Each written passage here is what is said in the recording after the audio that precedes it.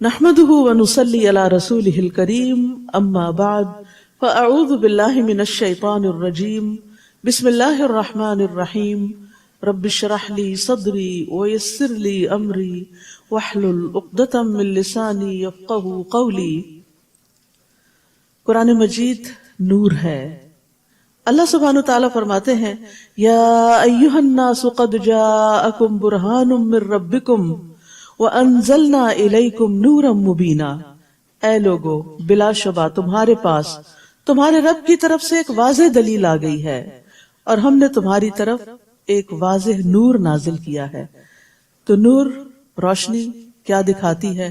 اندھیروں میں راہ دکھاتی ہے۔ تو یہ زندگی اندھیروں سے بھری ہوئی ہے، جہالت کے، لا علمی کے۔ اس میں جب قرآن کا نور آتا ہے تو انسان کو صحیح اور غلط کا فرق پتہ چلتا ہے اور صحیح راستہ معلوم ہوتا ہے۔ زید بن ارقم رضی اللہ عنہ سے مروی ہے، وہ کہتے ہیں کہ رسول اللہ صلی اللہ علیہ وسلم نے فرمایا آگاہ رہو اے لوگو، میں ایک انسان ہوں، قریب ہے کہ میرے رب کا بھیجا ہوا میرے پاس آئے تو میں اسے قبول کر لوں، اور میں تم میں دو بھاری چیزیں چھوڑے جا رہا ہوں۔ ان میں سے پہلی اللہ کی کتاب ہے جس میں ہدایت اور نور ہے۔ اس کتاب میں کیا ہے؟ ہدایت اور نور ہے۔ تو تم اللہ کی کتاب کو پکڑے رکھو۔ اب یہ نہیں کہ صرف رمضان تک پکڑنا ہے اور پھر چھوڑ دینا ہے، نہیں، اس کو پکڑے رکھو اور اس کے ساتھ مضبوطی سے جڑے رہو، یعنی اسے اپنی زندگی کا حصہ بنا لو۔ اور آپ نے اللہ کی کتاب پر بہت زور دیا اور اس کی خوب رغبت دلائی، یعنی لوگوں کو شوق دلایا کہ وہ قرآن کے ساتھ اپنا تعلق مضبوط کریں۔ پھر آپ نے فرمایا دوسری چیز میرے اہل بیت ہیں، میں تم لوگوں کو اپنے اہل بیت کے بارے میں اللہ کی یاد دلاتا ہوں، یعنی ان کے ساتھ احسان کا رویہ اختیار کرنا۔ میں تم لوگوں کو اپنے اہل بیت کے بارے میں اللہ کی یاد دلاتا ہوں، میں تم لوگوں کو اپنے اہل بیت کے بارے میں اللہ کی یاد دلاتا ہوں۔ تو ہمارے لیے لازم ہے کہ ہم اس زندگی کے سفر میں رسول اللہ صلی اللہ علیہ وسلم کے ارشادات کو یاد رکھیں۔ 9واں پارہ شروع کرتی ہوں اللہ کے نام سے جو بے انتہا مہربان نہایت رحم فرمانے والا ہے۔ اس قوم کے متکبر سرداروں نے کہا شعیب ہم تجھے اور ان لوگوں کو جو تیرے ساتھ ایمان لائے ہیں اپنی بستی سے نکال دیں گے یا پھر تمہیں ہمارے دین میں واپس آنا ہوگا۔ شعیب علیہ السلام نے کہا خواہ ہم اسے ناپسند کرتے ہوں تو بھی۔ تو ہم دیکھتے ہیں کہ ہر نبی کی مخالفت اس قوم کے بڑے لوگوں نے کی، ایلیٹ کلاس نے کی، اور اس کی بنیادی وجہ کیا تھی کہ وہ اپنے آپ کو بڑا سمجھتے تھے۔ وہ سمجھتے تھے کہ اگر نبوت بھی آنی تھی تو اس کے حقدار ہم زیادہ تھے، ہمارے پاس یہ سب کچھ آنا چاہیے تھا، ہم لوگوں کو گائیڈ کرتے، اور اب چونکہ نبوت کسی اور کے پاس آ گئی ہے تو ہم اس کی پیروی کرنے والے نہیں۔ تو متکبر لوگوں کا طریقہ کار ایک ہی جیسا ہوتا ہے، وہ ناحق طریقے سے جھگڑا اور بحث کرتے ہیں، اور اگر اس پہ بے بس ہو جاتے ہیں تو دھمکیوں پہ اتر آتے ہیں۔ اور یہاں پر وہ دھمکیاں دے رہے ہیں کہ ہم تمہیں اپنی قوم سے نکال دیں گے، اپنے ملک سے نکال دیں گے، ہم تمہیں اپنے درمیان برداشت نہیں کرتے، اور جو تمہارے اوپر ایمان لے آئے ہیں ان کو بھی نکال دیں گے، یا پھر لازماً تمہیں ہماری ملت میں واپس آنا ہوگا، ہمارے طریقوں کو فالو کرنا ہوگا۔ تو شعیب علیہ السلام نے صرف اتنا کہا اولو کننا کارہین، کیا پھر بھی اگر ہم اسے ناپسند کرتے ہوں، کیونکہ اہل ایمان کے لیے ایمان کو چھوڑنا، دین کو چھوڑنا، دین کے طریقے کو چھوڑنا انتہائی ناپسندیدہ ہوتا ہے، اور جس شخص کو ایمان کی حلاوت ایک دفعہ نصیب ہو جاتی ہے پھر وہ ایمان کو ترک نہیں کرتا۔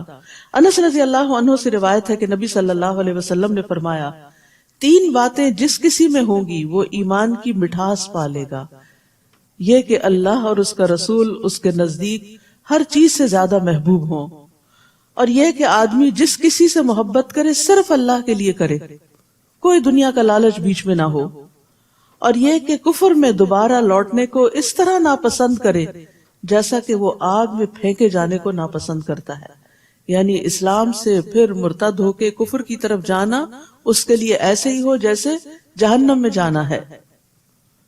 قد افترینا علی اللہ کذبا ان عدنا فی ملتکم بعد اذ نجانا اللہ منہا، اگر ہم تمہارے دین میں دوبارہ چلے جائیں تمہارے دین میں، کیونکہ انبیاء کا شرک والا دین کبھی نہیں رہا. تو اس کا مطلب یہ ہوگا کہ ہم نے اللہ پر جھوٹ باندھا تھا، یعنی جو کچھ ہم تمہیں کہہ رہے تھے وہ بالکل غلط بات تھی، جبکہ اللہ اس سے ہمیں نجات دے چکا ہے. ہم سے یہ ممکن نہ ہوگا کہ ہم اس میں دوبارہ چلے جائیں، الا یہ کہ ہمارے رب کی ایسی ہی مشیت ہو. ہمارے رب نے علم سے ہر چیز کا احاطہ کر رکھا ہے، ہم اللہ ہی پر بھروسہ کرتے ہیں. علی اللہ توکلنا ربنا افتح بیننا وبین قومنا بالحق وانت خیر الفاتحین. اور پھر دعا کی، اے ہمارے رب، ہمارے اور ہماری قوم کے درمیان انصاف سے فیصلہ کر دے، اور تو ہی سب سے بہتر فیصلہ کرنے والا ہے. یہاں پر ہم دیکھتے ہیں کہ ایک نبی بھی اپنے نیک عمل پر، اپنے ایمان پر غرور نہیں کرتے.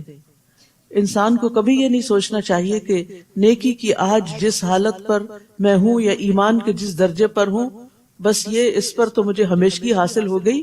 نہیں، الا یشاء اللہ، یہ اللہ ہی کے فضل سے ہوا، اور اس پر اس وقت تک قائم رہوں گا جب تک اللہ چاہے گا. تو انبیاء اور صالحین ہمیشہ سے یہ جانتے ہیں کہ ان کا دین پر ثابت قدم رہنا اللہ کی مشیت کی وجہ سے ہے، اس میں ان کا اپنا کوئی کمال نہیں. اگر آج ہم یہاں آ کر بیٹھے ہیں تو ہمارا کمال نہیں، ہمارے لیے یہ راستے اللہ سبحانہ تعالیٰ نے آسان کیے اور ہمارے دلوں کو اپنی کتاب کی طرف راغب کیا. اور یاد رکھیے، دل اللہ کے ہاتھ میں ہے. اسی لیے نبی صلی اللہ علیہ وسلم بکثرت یہ دعا مانگتے تھے، اور وہ اللہ کے رسول تھے. یا مقلب القلوب ثبت قلبی علی دینک، اے دلوں کے پھیرنے والے، میرے دل کو اپنے دین پر ثابت قدمی عطا فرما. تو ہم سب کو بھی اس راستے پر ثابت قدمی کی دعا کرنی چاہیے. تو ایک مرتبہ صحابہ نے عرض کیا، یا رسول اللہ صلی اللہ علیہ وسلم، ہم آپ پر اور آپ کی تعلیمات پر ایمان لائے ہیں، کیا آپ کو ہمارے متعلق کسی چیز سے خطرہ ہے کہ ہم پھر جائیں گے؟ آپ نے فرمایا، ہاں، کیونکہ دل اللہ عز و جل کی انگلیوں میں سے 2 انگلیوں کے درمیان ہے، وہ جیسے چاہتا ہے اسے بدل دیتا ہے. تو اس لیے انسان ہدایت پر ہوتے ہوئے بھی ڈرتا رہے کہ کہیں ایسا نہ ہو کہ کوئی ایسی چیز مجھے اس دین سے پھیرنے کا سبب بن جائے.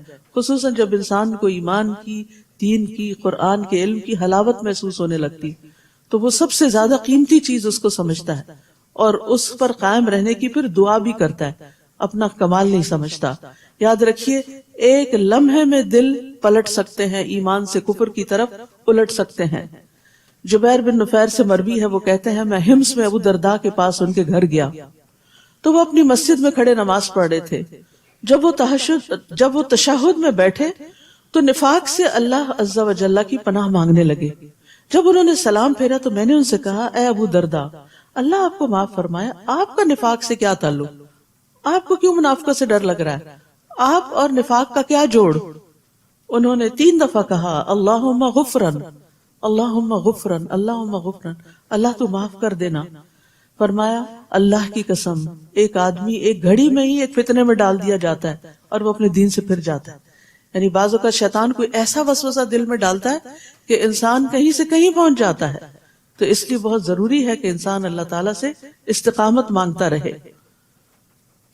وقال الملأ الذين كفروا من قومه لئن اتبعتم شعيبا انكم اذا لخاسرون. اس کی قوم کے کافر سرداروں نے کہا، اگر تم لوگوں نے شعیب کی پیروی کی تو تم نقصان اٹھاؤ گے. پھر بالآخر کیا ہوا کہ وہ اپنی ضد پہ اڑے رہے تو اللہ کا عذاب ان پہ آ گیا. فأخذتهم الرجفة فأصبحوا في دارهم جاثمين. پھر انہیں ایک خطرناک زلزلے نے آ لیا اور وہ اپنے گھروں میں اوندھے پڑے رہ گئے. یعنی انہیں زلزلے نے آ پکڑا. انہوں نے شعیب علیہ السلام اور ان کے ساتھیوں کو دھمکایا تھا، ان کو شوق میں ڈالا تھا اور شہر سے نکال دینے کا پروگرام بنایا تھا. تو اللہ سبحانہ تعالیٰ نے ان پہ زلزلہ بھیج کے ان کو پکڑ لیا. الذین کذبوا شعیبا، جن لوگوں نے شعیب علیہ السلام کو جھٹلایا تھا ان کی حالت یہ ہو گئی گویا وہ کبھی آباد ہی نہ ہوئے تھے. حالانکہ وہ بزنس والے لوگ تھے، بہت مالدار لوگ تھے، بہت کھاتے پیتے، بہت فلرشڈ تھے، لیکن سب بجھ کر رہ گئے. جنہوں نے شعیب علیہ السلام کو جھٹلایا تھا بالآخر وہی خسارے میں رہے، انہوں نے ہی نقصان اٹھایا. شعیب انہیں یہ کہتے ہوئے وہاں سے چلے گئے کہ اے میری قوم، میں نے تمہیں اپنے رب کا پیغام پہنچا دیا تھا اور ممکن حد تک میں تمہاری خیر خواہی کرتا رہا، تو اب میں ان لوگوں پر کیسے افسوس کروں جو انکار ہی کرتے رہے، مان کے ہی نہ دیے۔ اور ہم نے جب بھی کسی بستی میں کوئی نبی بھیجا تو وہاں کے رہنے والوں کو سختی اور تکلیف میں مبتلا کیا تاکہ وہ عاجزی کی روش اختیار کریں۔ پھر ہم نے ان کی بدحالی کو خوشحالی میں بدل دیا، یہاں تک کہ وہ خوب پھلے پھولے اور کہنے لگے یہ اچھے اور برے دن تو ہمارے آباء و اجداد پر بھی آتے رہے ہیں۔ پھر یکدم ہم نے انہیں پکڑ لیا اور انہیں خبر تک نہ ہوئی۔ تو یاد رکھیے کہ خوشحالی اور بدحالی دونوں ہی امتحان کے دو پرچے ہوتے ہیں، دونوں ہی امتحان۔ تکلیف میں تو انسان پھر سمجھتا ہے کہ یہ میرے اوپر امتحان ہے، آزمائش ہے، پتہ نہیں اللہ تعالیٰ کی ناراضگی ہے کوئی، اس وجہ سے میرے حالات نہیں بدلتے۔ لیکن جب خوشحالی آتی ہے اور نعمتیں فراواں ہو جاتی ہیں تو انسان سب کچھ بھول جاتا ہے۔ انسان کے اندر یہ خیال آتا ہے کہ یہ میرا رب مجھ سے بڑا راضی، لہٰذا وہ گناہ پہ گناہ بھی کرتا چلا جاتا ہے، اللہ کی نافرمانیوں کی طرف چل پڑتا ہے اور توبہ استغفار بھی نہیں کرتا۔ تو اس لیے صحابہ کرام جو تھے جب ان پہ نعمتیں بہت آ جاتی تھی تو ان سے بھی وہ ڈرتے تھے کہ کہیں یہ رب کی طرف سے ڈھیل نہ ہو، استدراج نہ ہو، کہ اس کے بعد پکڑ نہ ہو کہیں۔ تو نعمتوں کو بھی عاجزی کے ساتھ استعمال کرنا چاہیے اور اس میں سے اللہ کا اور بندوں کا حق نکالتے رہنا چاہیے تاکہ شکر ادا ہوتا رہے اور نعمتیں برقرار رہیں۔ وَلَوْ أَنَّ أَهْلَ الْقُرَىٰ آمَنُوا وَاتَّقَوْا، اب یہاں بتا دیا گیا کہ نعمتیں کیسے برقرار رہتی ہیں، نعمتیں کیسے آتی ہیں۔ اور اگر یہ بستیوں والے ایمان لاتے اور تقوی اختیار کرتے، دو چیزیں اللہ کو راضی کرنے والی، ایمان اور تقوی، تو ہم ان پر آسمان اور زمین کی برکات کے دروازے کھول دیتے، لیکن انہوں نے جھٹلا دیا، پھر ہم نے انہیں ان کے کرتوتوں کی پاداش میں دھر لیا۔ کیا یہ بستیوں والے اس بات سے نڈر ہو گئے ہیں کہ رات کے وقت ان پر ہمارا عذاب آ جائے اور وہ سوئے ہوئے ہوں، کہ آنکھ بھی نہ کھلے؟ اور یاد رکھیے اچانک پکڑ یہ عذاب کی علامت ہوتی ہے۔ یا وہ اس بات سے نڈر ہو گئے ہیں کہ چاشت کے وقت ان پر ہمارا عذاب آئے اور وہ کھیل رہے ہوں، یعنی ہسل بسل شروع ہو گئی ہو، لوگ اپنے کاموں کے لیے بھاگ دوڑ کر رہے ہوں، یعنی کسی بھی وقت آ سکتا ہے، کسی بھی وقت پکڑ ہو سکتی ہے۔ کیا یہ لوگ اللہ کی چال سے بے خوف ہو گئے ہیں؟ حالانکہ اللہ کی چال سے وہی قوم بے خوف ہوتی ہے جو نقصان اٹھانے والی ہو۔ یعنی اللہ سبحانہ تعالیٰ کا ان کے خلاف چال چلنا کیا ہے کہ ان کو پہلے مہلت دے، ڈھیل دے، ان پر دنیا کی زندگی کے انعامات عام کر دے اور پھر اچانک رسی کھینچ لے۔ حسن بصری کہتے ہیں مومن نیک کام کرتے ہوئے بھی ڈرتا، لرزتا اور خوف کھاتا ہے۔ ہم سب کو اپنے بارے میں سوچنا چاہیے کہ نیکی کرتے ہوئے، نماز پڑھتے ہوئے، خیرات کرتے ہوئے، کسی کی مدد کرتے ہوئے ہمارے دل کا حال کیا ہوتا ہے۔ مومن نیک کام کرتے ہوئے بھی ڈرتا، لرزتا اور خوف کھاتا ہے، اور فاجر گناہ کے کام کرتے ہوئے بھی امن اور سکون میں ہوتا ہے، بڑی بڑی نافرمانیاں کر کے بھی بڑا خوش ہوتا ہے۔ رسول اللہ صلی اللہ علیہ وسلم نے فرمایا بے شک مومن اپنے گناہوں کو ایسے دیکھتا ہے جیسے وہ کسی پہاڑ کے نیچے بیٹھا ہو، یعنی گناہ اس کو پہاڑ کی طرح نظر آتے ہیں اور اسے یہ خطرہ ہو کہ یہ پہاڑ اس کے اوپر نہ گر جائے، جبکہ فاسق اپنے گناہوں کو اس طرح دیکھتا ہے جیسے کوئی مکھی اس کی ناک میں بیٹھی اور اس نے ہاتھ کے اشارے سے اڑا دیا، یعنی اس کو گناہ سے کوئی ڈر نہیں لگتا اور کوئی اس کو برا نہیں لگتا، اسی لیے تو توبہ نہیں کرتا۔ جو لوگ ان بستیوں کے ہلاک ہونے کے بعد زمین کے وارث ہوئے، کیا انہیں یہ رہنمائی نہیں ملی کہ اگر ہم چاہیں تو ان کے گناہوں کے بدلے ان پر بھی مصیبت ڈال سکتے ہیں اور ان کے دلوں پر مہر بھی کر سکتے ہیں کہ وہ سن ہی نہ سکیں؟ تو یہ گناہوں کے دو نتائج بتائے گئے کہ ان پہ مصیبت آئے اور دل سخت ہو جائیں۔ تو اس لیے انسان کو ساتھ ساتھ توبہ کرتے رہنا چاہیے، جہاں پسلے، جہاں غلطی ہوئی، جہاں بھٹکے، اللہ سبحانہ تعالیٰ کی طرف راغب ہوئے۔ تلک القری نقص علیک من انبائها، یہ بستیاں ہیں جن کے احوال ہم نے آپ سے بیان کر دیے ہیں، ان کے پاس ان کے رسول واضح دلائل لے کر آئے تھے، مگر جس بات کو وہ پہلے جھٹلا چکے تھے اس پر ایمان لانا انہوں نے مناسب نہ سمجھا۔ اسی طرح اللہ کافروں کے دلوں پر مہر لگا دیتا ہے۔ ان میں اکثر لوگ ایسے تھے جن میں ہم نے عہد کا لحاظ نہ پایا اور ان میں سے اکثر کو فاسق ہی پایا۔ یعنی کمٹمنٹ نہیں کی، دین کی کوئی بات کبھی اختیار کی بھی تو اس پر ثابت قدمی اختیار نہیں کی. ثم بعثنا من بعدهم موسى بآياتنا إلى فرعون وملئه فظلموا بها فانظر كيف كان عاقبة المفسدين. ان کے بعد ہم نے موسیٰ علیہ السلام کو اپنے معجزات دے کر فرعون اور اس کے درباریوں کی طرف بھیجا، مگر انہوں نے بھی ہمارے معجزات سے ناانصافی کی. پھر دیکھ لو فساد کرنے والوں کا کیا انجام ہوا. تو یہاں سے آخر تک ایک طویل قصہ آئے گا موسیٰ علیہ السلام کا، اور اس میں دیکھنے کو کہا گیا ہے فانظر، غور کرو، دیکھو، کیف کان عاقبۃ المفسدین، کہ فسادیوں کا انجام کیسے ہوا.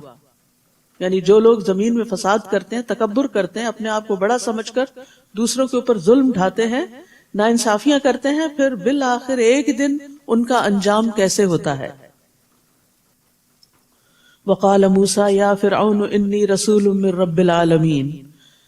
موسیٰ نے فرعون سے کہا میں یقیناً اللہ رب العالمین کا رسول ہوں، میرے شایان شان یہی ہے کہ میں اللہ کے متعلق وہی بات کروں جو سچی ہو.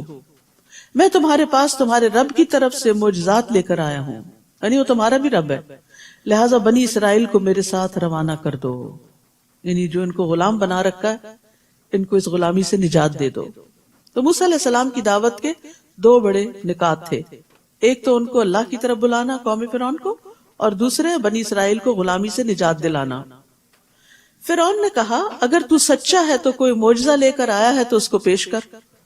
چنانچہ موسیٰ علیہ السلام نے اپنا عصا ڈال دیا تو وہ فوراً ہو بہو ایک اژدہا بن گیا، بہت بڑا سانپ بن گیا، اور بغل سے اپنا ہاتھ نکالا تو وہ دیکھنے والوں کو چمکدار دکھائی دینے لگا.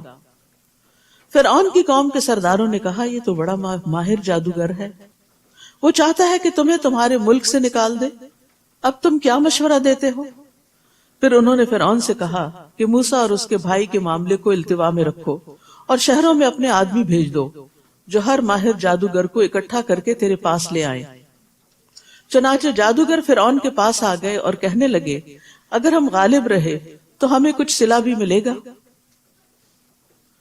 انتہائی معذرت کے ساتھ بچوں کا ایریا پچھلا ہے، پیچھے والا ہے، کیونکہ دوسرے لوگ سن نہیں پاتے. تو بہت ہمبل ریکویسٹ ہے میری کہ مدرس بچے لے کر پیچھے والے حصے میں چلے جائیں، اس ڈور کے وہاں بھی آواز آ رہی. چنانچہ جادوگر فرعون کے پاس آ گئے اور کہنے لگے اگر ہم غالب رہے تو ہمیں کچھ صلہ بھی ملے گا. نبی جو ہوتا ہے وہ قوم کا خیر خواہ ہوتا ہے، وہ لوگوں سے کوئی اجر و ثواب نہیں چاہتا، یعنی لوگوں سے کوئی بدلہ نہیں چاہتا، اس کا اجر و ثواب اللہ کے ذمہ ہوتا ہے. اس کے برعکس جادوگر جادو کا کاروبار کیوں چلاتے ہیں؟ تاکہ دنیا کما سکے. اسی لیے جب وہ فرعون کے پاس جب موسیٰ علیہ السلام آئے تو انہوں نے ان کو اللہ کا پیغام سنایا اور کسی اجر کی توقع نہیں رکھی، لیکن جادوگر آئے تو انہوں نے انعام مانگا کہ اچھا موقع ہے، آج فرعون کو ہماری ضرورت پڑی ہے تو اس سے کچھ بھرپور فائدہ اٹھایا جائے. چنانچہ جادوگر فرعون کے پاس آ گئے اور کہنے لگے اگر ہم غالب رہے تو ہمیں کچھ صلہ بھی ملے گا. فرعون نے کہا ہاں، اور میرے دربار میں منصب بھی ملیں گے.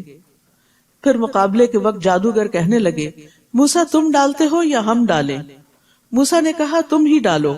پھر جب انہوں نے اپنی رسیاں وغیرہ پھینکی تو انہوں نے لوگوں کی آنکھوں پر جادو کر دیا اور انہیں دہشت زدہ کر دیا اور بڑا زبردست جادو بنا لائے. تو یہاں پر موسیٰ علیہ السلام نے جادوگروں کو پہل کا موقع دیا، پہل کرنے کا موقع دیا کہ تم پہلے کرو. اس کی کیا حکمت تھی؟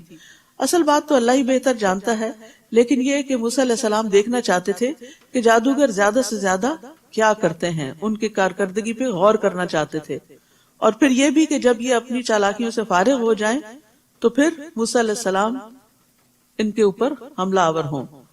اور ویسے بھی یہ کہ حق جب آخر میں آئے گا تو دلوں پر اثر انداز بھی ہوگا. ہم نے موسیٰ کی طرف وحی کی کہ اب تو بھی اپنا عصا ڈال دے. عصا کا پھینکنا تھا کہ وہ اژدہا بن کر فوراً ان کے جھوٹے شعبدے کو نگلنے لگا، اور یہی حکمت نظر آتی ہے کہ سارا جادو ختم ہو گیا. چنانچہ حقیقت ثابت ہو گئی اور جو کچھ ان جادوگروں نے بنایا تھا وہ ملیا میٹ ہو گیا.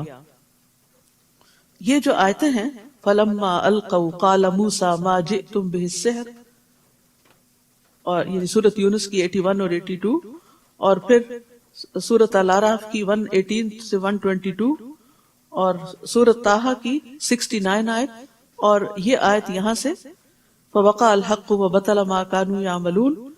یہ اگر کسی کے اوپر شک ہے آپ کو کہ اس پہ جادو ہے، تو ایک برتن میں پانی ڈال کے ان پہ یہ آیات پڑھی جائیں اور پھر مسحور کے سر پہ بہا دیا جائے تو اس کو افاقہ ہوتا ہے۔ فوقع الحق وبطل ما كانوا يعملون فغلبوا هنالك وانقلبوا صاغرين۔ فرعون اور اس کے ساتھی اس مقابلے میں مغلوب ہوئے اور وہ ذلیل و خوار ہو کے پلٹے، اور جادوگر بے اختیار سجدے میں گر پڑے۔ حق نظر آ گیا تھا نا ان کو، اور کہنے لگے ہم رب العالمین پر ایمان لائے جو موسیٰ اور ہارون کا رب ہے۔ فرعون نے انہیں کہا، اب آپ دیکھیے پھر دو گروہ ہو گئے۔ فرعون نہیں مانا، ضد میں ہے، لیکن جادوگر جن کا جادو ملیا میٹ ہوا، عاجز ہوئے، وہ مان گئے کہ یہ جادو نہیں ہے جو موسیٰ کے پاس ہے علیہ السلام، یہ حق ہے، لہذا وہ حق کے آگے جھک گئے۔ تو ایک سچا انسان جو ہوتا ہے، چاہے وہ زندگی گناہوں میں ہی بسر کر رہا ہو، لیکن جب حق اس کے سامنے آتا ہے تو اس کو فوراً قبول کر لیتا ہے، اس کے سامنے اکڑتا نہیں، ضد نہیں کرتا، وہ شیطان کی روش اختیار نہیں کرتا، وہ آدم علیہ السلام کی طرح اپنی غلطی کا اعتراف کر لیتا ہے۔ فرعون نے انہیں کہا قبل اس کے کہ میں تمہیں اجازت دیتا تم موسیٰ پر ایمان لے آئے، یقیناً یہ تمہاری ایک سازش تھی جو تم نے اس شہر میں کی تاکہ اس کے باشندوں کو یہاں سے نکال دو، سو تمہیں جلد ہی اس کا انجام معلوم ہو جائے گا۔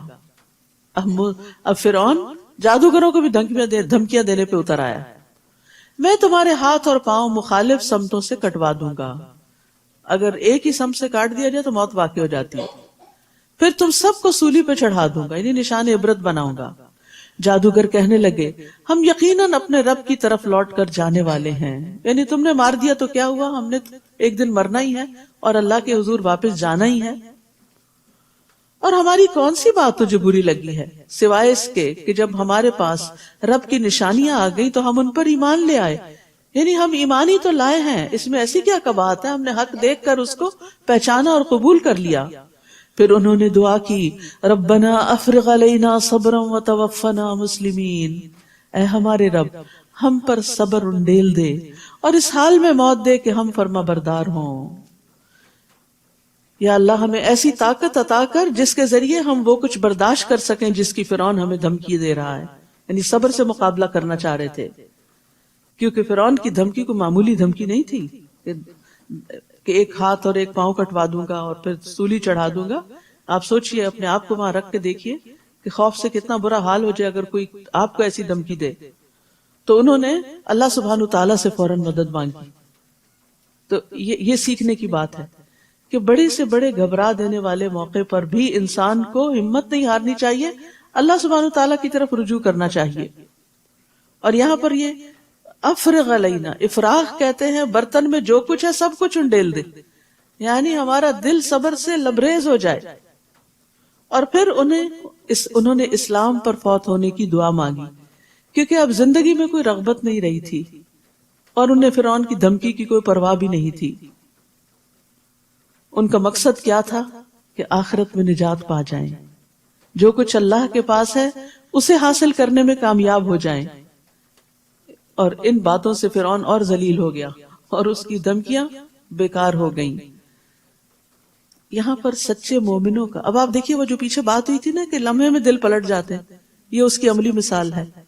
ان جادوگروں کے دل لمحے میں پلٹ گئے، جب دیکھا عصا کو بس جاتے دیکھا کہ سارا ان کا جادو نگل گیا، تو ضد میں نہیں آئے کہ ہم ہار گئے ہیں، ہم ان کی بات نہیں دیکھتے۔ انہوں نے کہا اوہ یہی حق ہے، حق کو دیکھتے ہی فوراً قبول کر لیا، دل پلٹ گئے، ایمان کی طرف آ گئے۔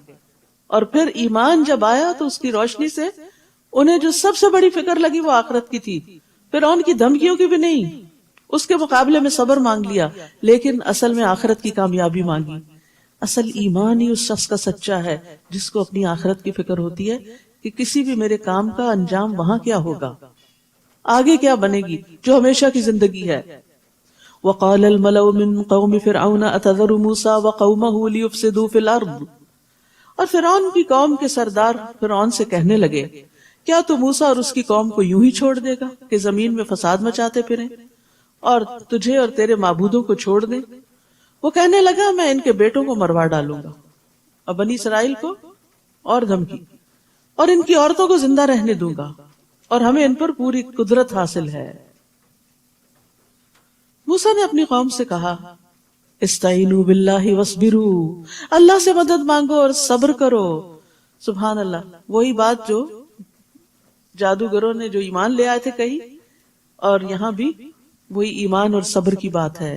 اللہ سے مدد مانگنے کی بات ہے اور صبر کرنے کی.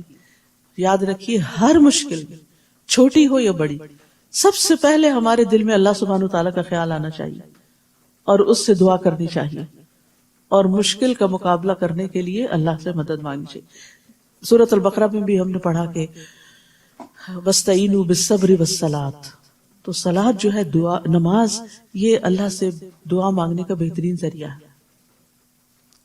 مجھے اچھی طرح یاد ہے کہ میری والدہ کی وفات ہوئی تو ان کو پہلی نظر میں جب فوت ہوئے میں نے دیکھا تو دل بیٹھ گیا, لیکن فوراً مجھے یہی آیتیں یاد آئیں کہ وَاسْتَعِینُوا بِالصَّبْرِ وَالصَّلَاةِ, اور پہلا کام میں نے یہی کیا کہ فوراً نماز پڑھی. اور آپ یقین کریں کہ نماز سے پہلے اور بعد کے دل کی حالت میں زمین اور آسمان کا فرق تھا. دل ٹھہر گیا, ایک سکینت نازل ہونے لگی, اور اس کے بعد کے سارے مرحلے آسان ہو گئے. یہ نہیں کہ آنکھوں میں آنسو نہیں آتے تھے, لیکن بے قراری کی کیفیت چلی گئی. تو وفات ہو کسی کی, کوئی چوری ہو, کوئی نقصان ہو, کچھ ہو, جب انسان اللہ سبحانہ تعالیٰ کی طرف راغب ہو جاتا ہے تو حالات تو نہیں بدلتے لیکن دل بدل جاتا ہے. باہر تو وقت کے ساتھ ہی تبدیلی آئے گی, لیکن اندر کی تبدیلی انسان کو اسٹرانگ کر دیتی ہے, پرسکون کر دیتی ہے. اور جب آپ پرسکون ہوتے ہیں تو پھر ہوش و حواس سے سارے فیصلے کرتے ہیں. ورنہ عموماً انسان ایسے مواقع پہ جذباتی ہو کے, ٹچی ہو کے ایک دوسرے سے لڑ جھگڑ پڑتا ہے, چھوٹی چھوٹی باتوں پر چیخنا چلانا شروع کر دیتا ہے, جو کہ اللہ تعالیٰ کو ناراض کرنے والی بات ہے. تو ہر غم, ہر دکھ, ہر تکلیف کے موقع پر اللہ سے مدد مانگو, نماز پڑھو اور صبر اختیار کرو, اور صبر کی دعا بھی کرو. ربنا افرغ علینا صبر, اللہ انڈیل دے صبر, کیونکہ دل کی بے قراری صبر کے آنے کے بعد ہی درست ہوتی ہے. فرمایا یہ زمین اللہ کی ہے, وہ اپنے بندوں میں سے جسے چاہے اس کا وارث بنا دے, اور انجام خیر تو پرہیزگاروں ہی کے لیے ہے, تقوی والوں ہی کے لیے ہے, عاقبت انجام تو متقی کے لیے ہی بہتر ہے. وہ موسیٰ سے کہنے لگے تمہارے آنے سے پہلے بھی ہمیں دکھ دیا جاتا تھا اور تمہارے آنے کے بعد بھی دیا جا رہا ہے. ہمیں تو لگتا تھا کہ کوئی آئے گا مسیحا جو ہمیں ان مصیبتوں سے نجات دلائے گا, لیکن ہمارے اوپر تو مشکلات اور زیادہ ہوتی جا رہی ہیں. موسیٰ نے جواب دیا ان قریب تمہارا رب تمہارے دشمن کو ہلاک کر دے گا, تسلی دی انہیں, اور اس سرزمین میں تمہیں خلیفہ بنا دے گا, پھر دیکھے گا کہ تم کیسے عمل کرتے ہو. یعنی یہ مشکل تو ٹل جائے گی, لیکن جب خوشحالی آئے گی تو پھر بھی ایک آزمائش ساتھ آئے گی, اور وہ کیا کہ تم کرتے کیا ہو. اللہ سبحانہ تعالیٰ ہم سے ہر حال میں یہ دیکھتے ہیں ہم کرتے کیا ہیں, خوشی کے موقع پہ کیا کرتے ہیں, غم کے موقع پہ کیا کرتے ہیں, دکھ کے موقع پہ کیا کرتے ہیں, جب کوئی ہمارے ساتھ اچھا سلوک کرتا ہے تو ہم کیا کرتے ہیں, کوئی برا کرتا ہے تو ہم کیا کرتے ہیں. فَيَنظُرُ كَيْفَ تَعْمَلُونَ, اور وہ ہر وقت دیکھ رہے ہیں ہم کر کیا رہے ہیں. تو ہم سب کو اپنے عمل کی فکر ہونی چاہیے کہ ہمارے ری ایکشنز کیا ہیں, ڈفرنٹ سچویشنز میں ہم کس طرح ری ایکٹ کر رہے ہیں, اور یہی ہمارا عمل ہوتا ہے, اور اسی پر ہماری جزا یا سزا لکھی جاتی ہے. پھر ہم نے آل فرعون کو کئی سال تک قحط اور پیداوار کی کمی میں مبتلا رکھا کہ شاید وہ کوئی سبق حاصل کرے. جب اتنا بڑا معجزہ دیکھ کے بھی نہیں مانے تو ابھی مزید بھی ڈھیل دی گئی, کئی سال اور دیے گئے شاید سمجھ جائیں. ویسے اللہ سبحانہ تعالیٰ کا حوصلہ ہے کہ ایسے لوگوں کو برداشت کرنا. ہم ہوں اور ہمارے پاس طاقت ہو تو ہم اپنے مخالفوں کو ایک لمحے میں نیست و نابود کر دیں. یہ تو بے بسی ہے نا کہ پھر انسان صبر کر جاتا ہے, لیکن اللہ سبحانہ تعالیٰ واقعی الصبور ہے, انتہا درجے کا صبر کرنا, الحلیم ہے, بے حد برداشت کرنے والا ہے, بردبار ہے. تو پھر اب قوم فرعون کا ایک اور امتحان ہوا, قحط سالی اور خشک سالی, یعنی پیداوار آسمانی آفتوں سے ہلاکت ہو جاتی, پیداوار آسمانی آفتوں سے ہلاک ہو جاتی، یعنی فصلیں ماری جاتی، اور پھر کچھ اگتا نہیں. یہ سب کچھ کس لیے تھا؟ لعلہم یذکرون، شاید کہ وہ نصیحت حاصل کریں، کیونکہ سختیاں، تکلیفیں، آزمائشیں انسان کا دل نرم کرتی ہیں، انسان کے اندر جھکاؤ آتا ہے، اور اللہ سبحانہ تعالیٰ کے پاس جو کچھ اجر و ثواب ہے اور جنت میں جو کچھ موجود ہے، سختی کے وقت انسان اس کی طرف راغب ہوتا ہے. جب دنیا والے دل توڑتے ہیں نا، جب دنیا سے انسان ٹھکرایا جاتا ہے تو پھر انسان اللہ کی طرف راغب ہوتا ہے، اور جب دنیا اس سے چھن جاتی ہے تو انسان جنت کی نعمتوں کو یاد کرتا ہے، اور اگر دنیا ہی جنت بن جائے تو اصل جنت بھول جاتی ہے انسان کو. فَإِذَا جَاءَتْهُمُ الْحَسَنَةُ قَالُوا لَنَا هَٰذِهِ، پھر جب انہیں کوئی بھلائی پہنچتی تو کہتے کہ ہم اسی کے مستحق تھے، ہم اتنے قابل لوگ ہیں، یہ ہمیں ملنی چاہیے تھی. اور جب کوئی تکلیف پہنچتی تو اسے موسیٰ اور اس کے ساتھیوں کی نحوست بتلاتے، یہ تمہاری وجہ سے ہمارے ساتھ یہ سب کچھ ہو رہا ہے. حالانکہ نحوست تو اللہ کے ہاں ان کی اپنی تھی، ان کے اپنے گناہوں کی وجہ سے ان پر نحوست طاری تھی، لیکن ان میں سے اکثر لوگ یہ بات سمجھتے نہ تھے. تو یاد رکھیے، نعمت ملنے کو کبھی بھی اپنا کمال نہ سمجھیں، کیونکہ یہ بھی ایک تو یہ کہ امتحان ہوتا ہے، اور انسان کبھی نہ کہے یہ چیز مجھے علم کی بنا پہ ملی، یہ طاقت کی بنا پہ ملی، یہ فلاں میری قابلیت اور ذہانت کی وجہ سے مجھے مل گئی. اکثر ایسا ہوتا ہے جب کوئی اچیومنٹ ہوتی ہے نا تو ہم سب بھول جاتے ہیں اور خود کریڈٹ لینے کی کوشش کرتے ہیں.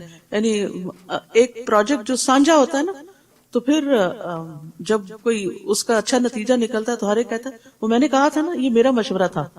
کوئی کہتا ہے یہ میں نے فلاں چیز مجھے اس وقت سوجھ گئی تھی تو اس وجہ سے یہ ہو گیا. یعنی ہر شخص چاہتا ہے کہ وہ اس کو اپنا کمال بتائے. تو ہمارے منہ سے کیا لفظ نکلنا چاہیے؟ یہ اللہ کا فضل ہے، ھذا من فضل ربی، یہ اللہ کا انعام ہے، اللہ نے توفیق دی، اللہ نے سجھایا، اللہ نے یہ راہ دکھائی. تو اور اس پر پھر انسان شکر گزار ہوتا ہے، جس سے وہ نعمت بھی باقی رہتی ہے اور آئندہ بھی نعمتوں میں اضافہ ہوتا ہے. نیز وہ موسیٰ سے کہتے کہ ہمیں مسحور کرنے کے لیے جو بھی معجزہ تو ہمارے پاس لائے گا ہم تیری بات کو ماننے والے نہیں. یعنی پہلے سے ڈیسائیڈ کیا ہوتا، جو مرضی ہو جائے ہم نے نہیں ماننا، میں نہ مانوں. تو جب کوئی انسان یہ رویہ اختیار کر لیتا ہے تو ہدایت سے محروم ہو جاتا ہے. انسان کو کیا کہنا چاہیے؟ ہاں اگر کوئی دلیل ہوگی تو میں ضرور مان لوں گا.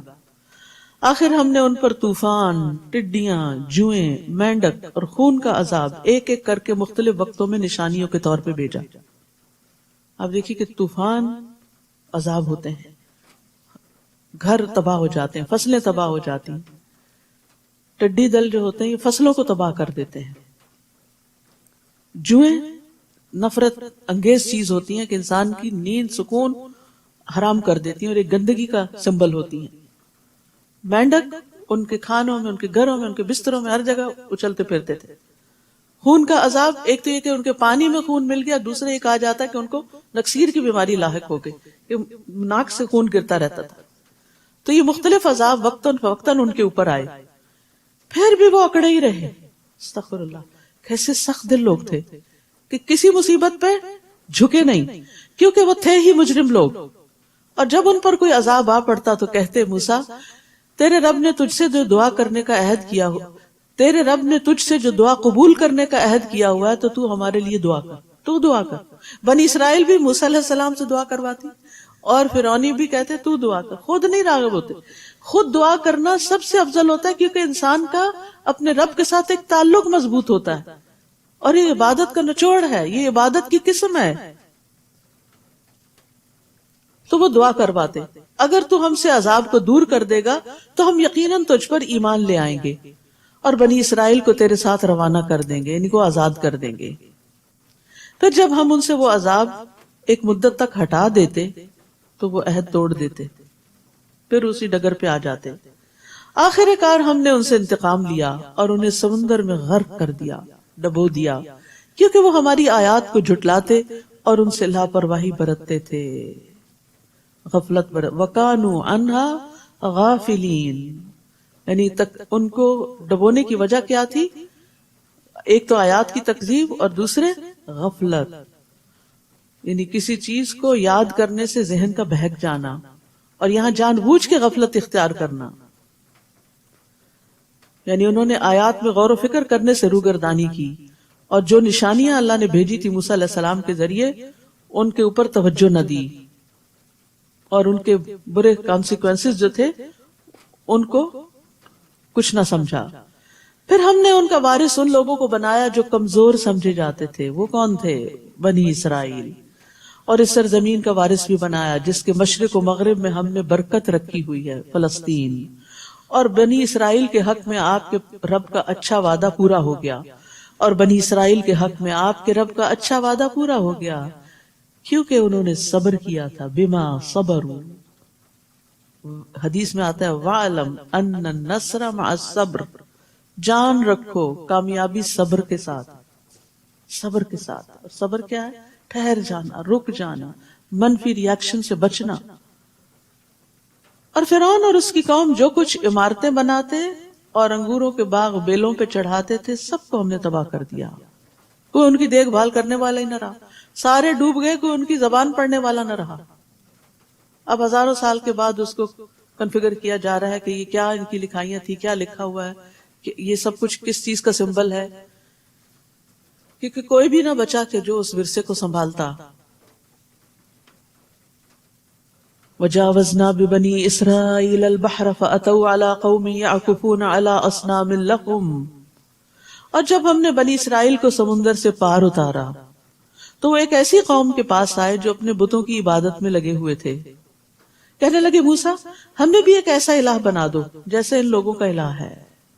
موسیٰ نے کہا تم بڑے جاہل لوگ ہو، بہت ناسمجھ ہو، اللہ نے تمہیں فرعون جیسے ظالم سے نجات دی اور تم وہاں سے نکل کے آزاد ہو کے اللہ ہی کے ساتھ ناانصافی کر رہے ہو، شرک کرنے لگے ہو۔ ایسا کیوں کہا تم نے؟ اصل میں بنی اسرائیل اگرچہ مسلمان قوم تھی لیکن طویل عرصے تک فرعونیوں کی غلامی کی وجہ سے ان کی معاشرت سے متاثر ہو چکی تھی، ان کے طریقہ عبادت وغیرہ سے۔ تو ان کے ہاں گائے کی پوجا ہوتی تھی، تو انہوں نے بھی کہا کہ ہمیں بھی ایسا ہی کوئی بت بنا دیا جائے۔ اور یہاں پر موسیٰ علیہ السلام نے ان کو کہا انکم قوم تجہلون، کہ سب سے بڑی جہالت اپنے اصل خالق، اپنے الہ، اپنے معبود سے بے خبری ہے، لا علمی ہے۔ یعنی ایک شخص کتنا بھی پڑھا لکھا ہو لیکن اپنے کریٹر کو، اپنے پیدا کرنے والے کو، اپنے مالک کو، اپنے رازق کو نہیں پہچانتا تو وہ جاہل ہے۔ اور پھر اس کے ساتھ اگر کسی اور کو الہ بناتا ہے تو یہ بہت بڑا ظلم ہے۔ سب سے عظیم گناہ، بڑا گناہ خالق کے ساتھ شریک ٹھہرانا ہے۔ عبداللہ بن مسعود نے بیان کیا میں نے نبی صلی اللہ علیہ وسلم سے پوچھا اللہ کے نزدیک کون سا گناہ سب سے بڑا ہے؟ آپ نے فرمایا یہ کہ تم اللہ کے ساتھ کسی کو برابر ٹھہراؤ حالانکہ اللہ ہی نے تم کو پیدا کیا۔ میں نے عرض کیا واقعی یہ تو بہت بڑا گناہ ہے۔ پھر فرمایا ان ہؤلاء متبر ما هم فیہ وباطل ما كانوا يعملون، یہ لوگ جس کام یعنی بت پرستی میں لگے ہوئے ہیں برباد ہونے والا ہے، اور جو کچھ وہ کر رہے ہیں سراسر باطل ہے، اس کا کوئی نتیجہ نہیں نکلنے والا، یعنی کوئی فائدہ نہیں ہونے والا اس سے۔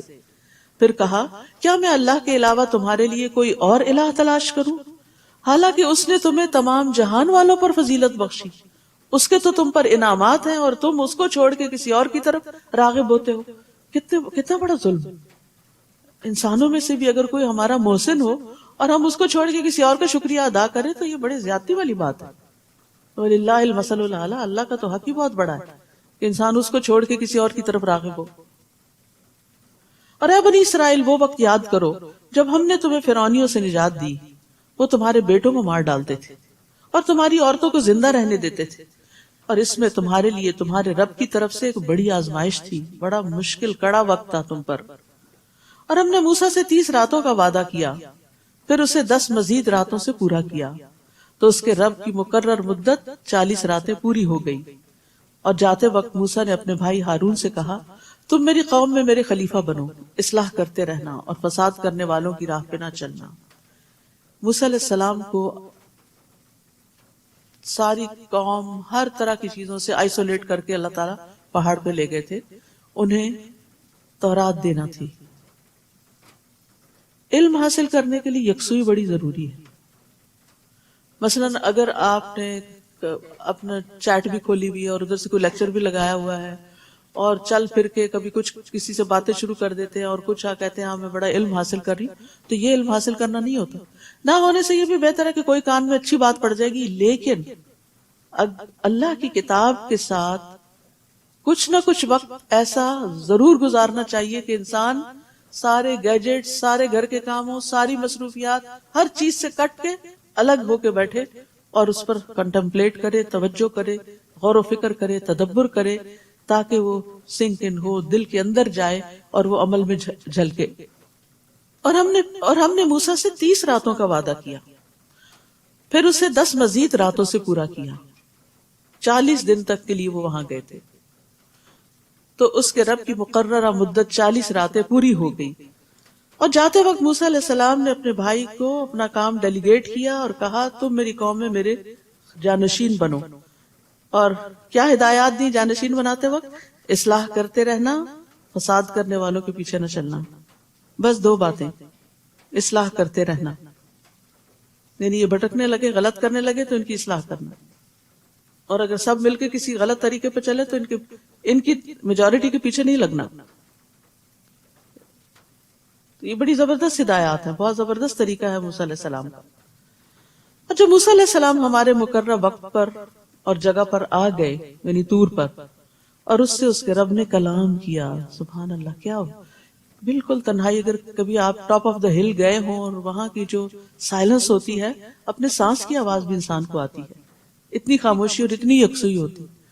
اور اس خاموش جگہ پر اللہ سبحانہ تعالیٰ نے کلام کیا. تو موسیٰ علیہ السلام نے جب اللہ تعالیٰ کی آواز سنی ہوگی تو کیا گزری ہوگی ان کے دل کے اوپر. اللہ کا کلام سن کے دل پگھل جاتے ہیں، تو کہاں یہ کہ خود اللہ تعالیٰ کی آواز سنی جائے. موسیٰ علیہ السلام نے عرض کیا اے رب مجھے اپنا آپ دکھلا دیجئے کہ میں ایک نظر تجھے دیکھ سکوں، بس ایک جھلک دیکھنا چاہتا ہوں. محبت تھی نا، شوق ہے، تو جس سے محبت ہوتی ہے اس کو دیکھنے کا شوق ہوتا ہے.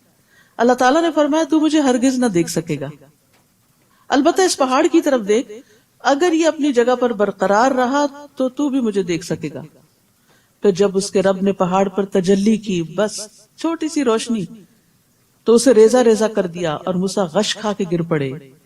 پھر جب انہیں کچھ افاقہ ہوا تو کہنے لگے سبحانک تبت الیک وانا اول المؤمنین، پاک ہے تیری ذات، میں تیرے حضور توبہ کرتا ہوں اور میں سب سے پہلا ایمان لانے والا ہوں.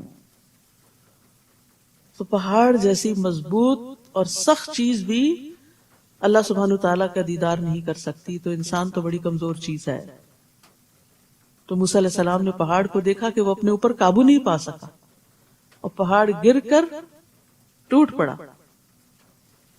تو جب موسیٰ علیہ السلام نے دیکھا کہ پہاڑ ٹوٹ رہا ہے، کریش ہو رہا ہے، تو وہ بھی بے ہوش ہو کے گر پڑے، بے ہوش ہو گئے. انس رضی اللہ عنہ کہتے ہیں کہ نبی صلی اللہ علیہ وسلم نے اس آیت کی تفسیر میں فرمایا کہ چھنگلیاں ہوتی ہے سب سے چھوٹی انگلی کہ ایک کنارے کے برابر، بس ایک ٹپ جتنی تجلی ظاہر ہوئی تھی، پہاڑ دھنس گیا اور موسیٰ بے ہوش ہو کے گر پڑے.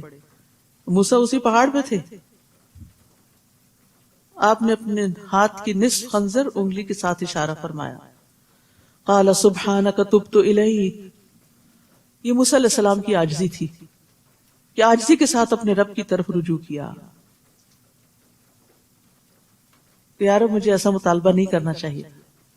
حالانکہ بظاہر دیکھا جائے تو اس میں کوئی غلط بات نہیں تھی، یعنی انسان کے اندر جو شوق آتا ہے یا جو دل کے اندر محبت ہوتی ہے تو انسان اپنے رب سے ہر چیز مانگ لیتا ہے، تو اس سے اس کا دیدار مانگ لیا. لیکن دنیا میں یہ ممکن نہیں. ہاں آخرت میں اللہ سبحانہ تعالیٰ اپنے پیارے بندوں کو جو اللہ پر ایمان رکھتے ہیں، اس سے محبت کرتے ہیں، اس کی اطاعت کرتے ہیں، ان کو اپنا دیدار کروائے گا، اور جب وہ کرائے گا تو انہیں ہر نعمت بھول جائے گی. اللہ تعالیٰ نے فرمایا موسیٰ میں نے تجھے اپنی رسالت اور ہم کلامی کے لیے تمام لوگوں پر ترجیح دیتے ہوئے تجھے چن لیا ہے. جو کچھ میں تجھے دوں اس پر عمل پیرا ہو اور میرا شکر گزار بن. یعنی جو ہدایات، جو کتاب میں دوں گا تو اس کو کیا کرو، اس کو لے لو اور شکر گزاروں میں سے ہو جاؤ. تو اس سے یہ پتہ چلتا ہے کہ دین کی دعوت کا جو خلاصہ ہے وہ شکر گزاری ہے. اللہ کی نعمتوں پر بھی شکر گزاری اور شکر شکر ادا کرنے کا طریقہ کیا ہے کہ انسان پھر اللہ کی عبادت میں سرگرم ہو جاتا ہے. شکر صرف زبان سے نہیں ہوتا، زبان سے بھی ہوتا ہے، دل سے بھی ہوتا ہے، لیکن عمل سب سے بڑا اظہار ہوتا ہے شکر کا. کم من الشاکرین.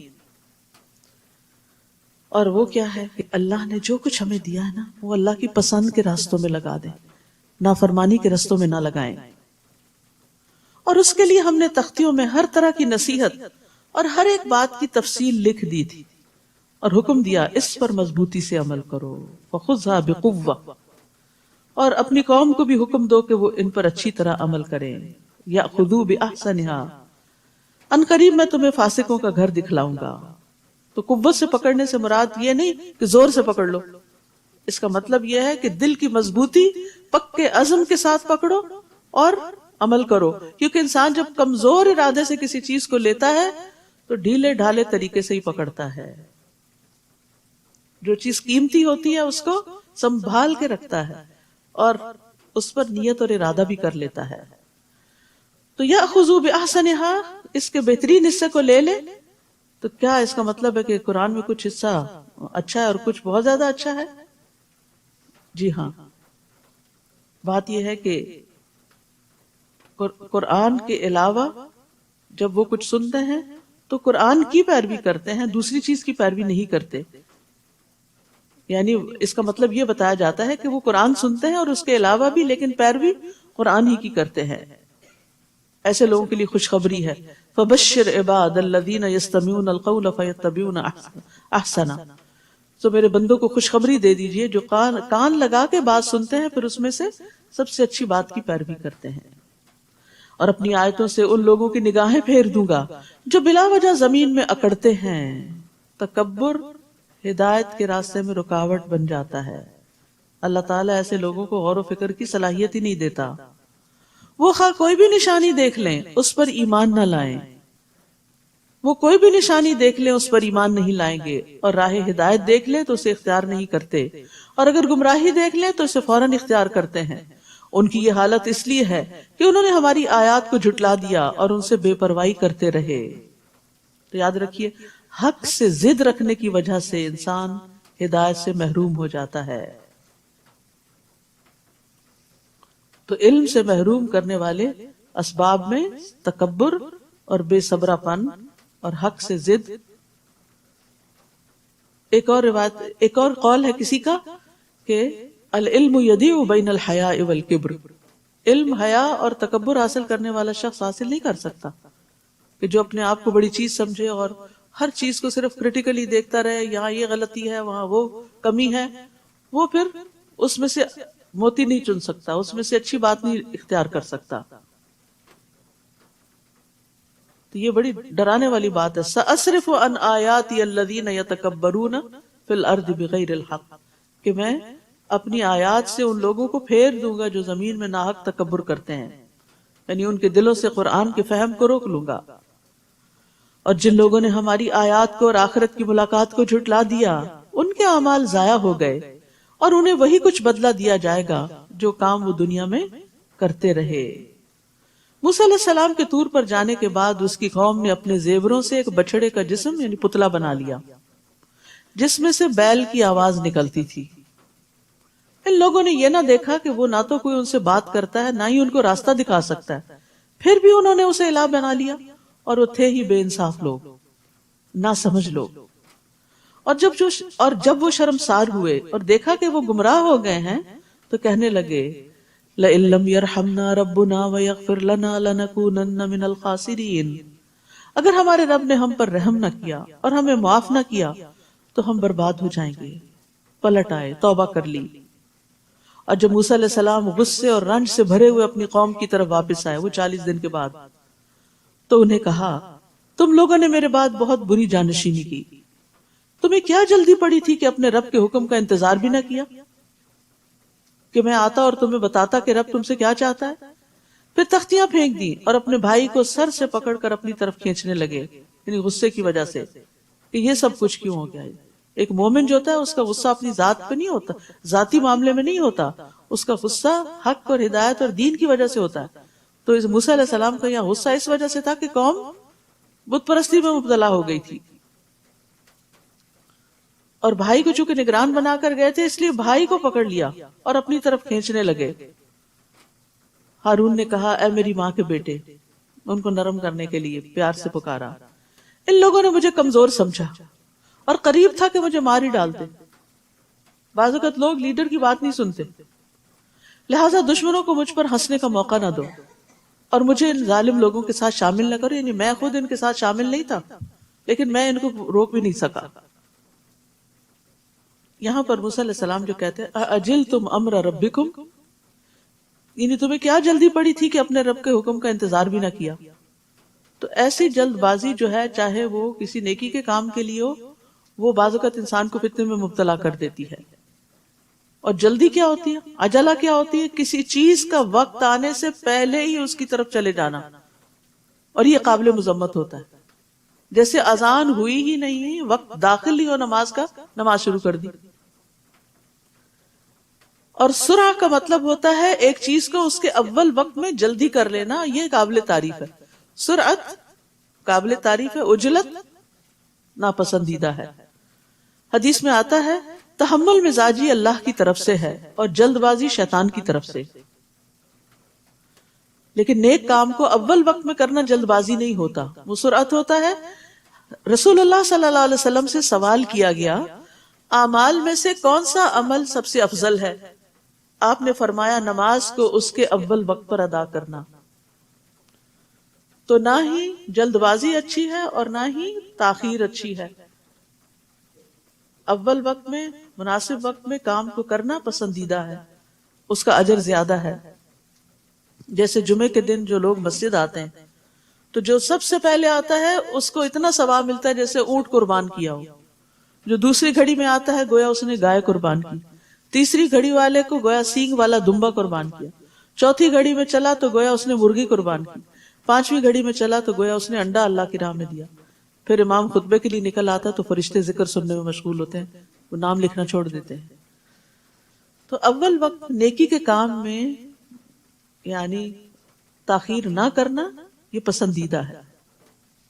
اب موسیٰ علیہ السلام دعا کرتے ہیں قال رب اغفر لی ولی قال رب اغفر لی ولی وادخلنا فی رحمتک وانت ارحم الراحمین۔ پر اے میرے رب، ربی اے میرے رب، مجھے اور میرے بھائی کو بخش دے اور ہمیں اپنی رحمت میں داخل فرما، تو ہی سب سے زیادہ رحم کرنے والا ہے۔ بندہ مومن ہر حال میں اپنے رب کی طرف راغب ہوتا ہے اور اپنے رب سے دعائیں کرتا ہے۔ ان الذين اتخذوا العجل سينالهم غضب من ربهم وذلة في الحياة الدنيا وكذلك نجزي المفترين۔ اللہ تعالیٰ نے جواب میں فرمایا جن لوگوں نے بچڑے کو الہ بنایا تھا ان پر ضرور ان کے رب کا غضب نازل ہوگا، ان پر ضرور ان کے رب کا غضب نازل ہوگا اور وہ اس دنیا کی زندگی میں رسوا ہوں گے۔ یہ گناہوں کا نتیجہ، اور اللہ پر جھوٹ گھڑنے والوں کو ہم ایسی ہی سزا دیتے ہیں۔ اور جن لوگوں نے برے عمل کیے پھر اس کے بعد توبہ کر لی اور ایمان لے آئے تو اس کے بعد تیرا رب یقیناً بخشنے والا اور رحم کرنے والا ہے۔ یعنی ظلم کے باوجود لوگوں کو معاف کر دیتا ہے اگر وہ معافی مانگ لیں، پلٹ آئیں۔ وَهُوَ الَّذِي يَقْبَلُ التَّوْبَةَ عَنْ عِبَادِهِ وَيَعْفُو عَنِ السَّيِّئَاتِ، وہی تو ہے جو اپنے بندوں کی توبہ قبول کرتا ہے اور ان کی برائیوں کو معاف کرتا ہے۔ تو یاد رکھیے گناہ کتنے بھی ہوں توبہ سے معاف ہو جاتے ہیں۔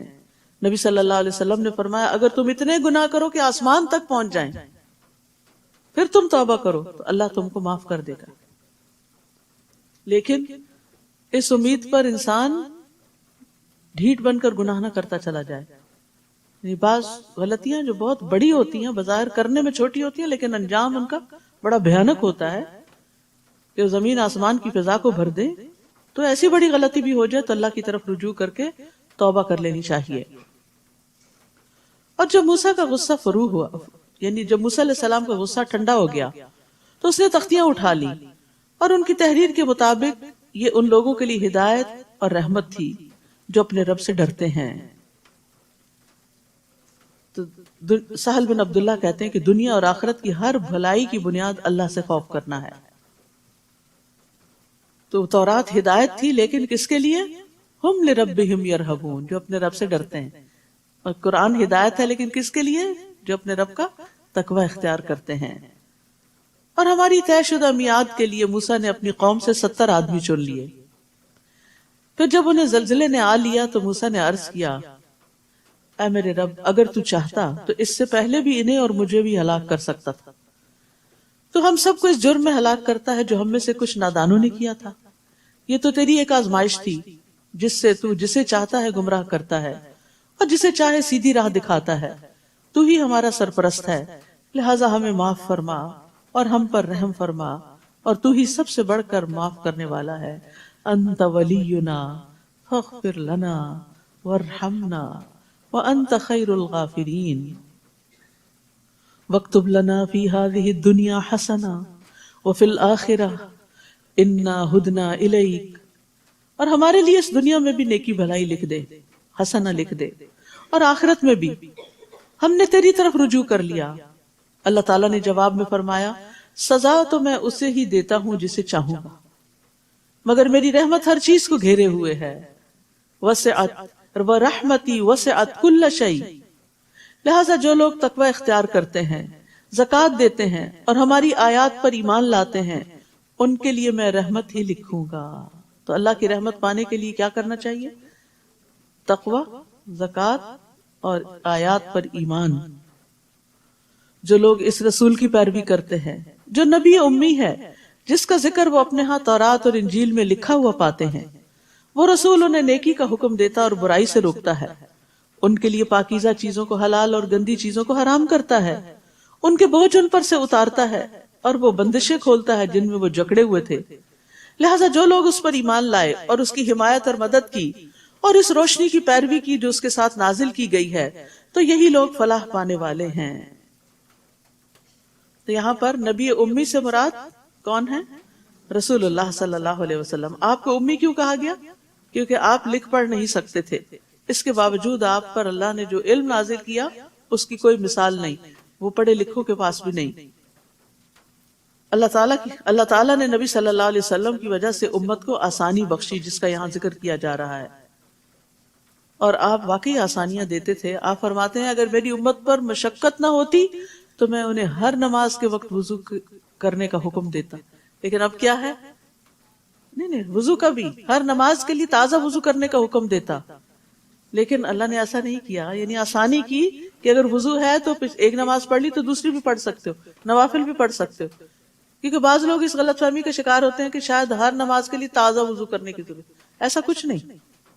اگر آپ کو وضو ہے تو آپ اللہ کی دی ہوئی رخصت سے فائدہ اٹھائیں، اور خاص طور پر جب آپ سفر میں ہوں یا آپ کے پاس آپ کے ساتھ اور لوگ بھی ہوں. کیونکہ بعض لوگ اکٹھے جیسے جا رہے ہوں تو ایک ان میں سے واش روم گھس جاتا ہے جی میں تازہ وضو کر رہا ہوں، اور باقی سارے منہ دیکھتے کھڑے وقت انتظار کر رہے ہیں. تو یہ اللہ سبحانہ وتعالیٰ کی دی ہوئی رخصت اور آسانی ہے جس سے فائدہ اٹھانا چاہیے. اور اسی طرح مسواک کے بارے میں بھی آتا ہے کہ اگر مشقت نہ ہوتی تو جتنا مسواک کا فائدہ ہے میں ہر نماز کے ساتھ پابندی کر دیتا، لیکن نہیں کی گئی. اسی طرح اور بھی بہت سی پابندیاں ہم سے اٹھا لی گئی جو بنی اسرائیل پر تھی. قُلْ يَا أَيُّهَا النَّاسُ إِنِّي رَسُولُ اللَّهِ إِلَيْكُمْ جَمِيعًا. آپ کہہ دیجئے لوگو میں تم سب کی طرف اللہ کا رسول ہوں. یاد رکھیے ہر رسول اپنی اپنی قوم کی طرف بھیجا گیا، لیکن محمد صلی اللہ علیہ وسلم سب کی طرف بھیجے گئے. قیامت کے دن تک آپ کی رسالت سب کے لیے ہے. دنیا کے ہر ملک، ہر کانٹیننٹ، ہر علاقے، ہر رنگ، ہر زبان بولنے والوں کے لیے آپ رسول ہیں. آپ سب کے رسول ہیں.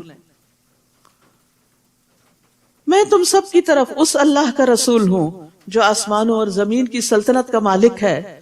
اس کے سوا کوئی الہ نہیں. وہی زندہ کرتا ہے اور موت دیتا ہے. لہٰذا اللہ اور اس کے رسول نبی امی پر ایمان لے آؤ.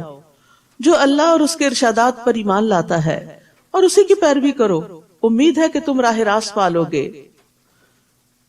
رسول اللہ صلی اللہ علیہ وسلم نے فرمایا پہلے انبیاء خاص اپنی قوموں کی طرف بھیجے جاتے تھے، لیکن مجھے تمام انسانوں کی ہدایت کے لیے بھیجا گیا ہے. رسول اللہ صلی اللہ علیہ وسلم نے فرمایا آسمان اور زمین کے درمیان جتنی چیزیں ہیں وہ سب جانتے ہیں کہ میں اللہ کا رسول ہوں، سوائے نافرمان جنات اور انسانوں کے، وہ نہیں مانتے. تو لوگوں کی نجات نبی صلی اللہ علیہ وسلم پر ایمان لانے میں ہی ہے.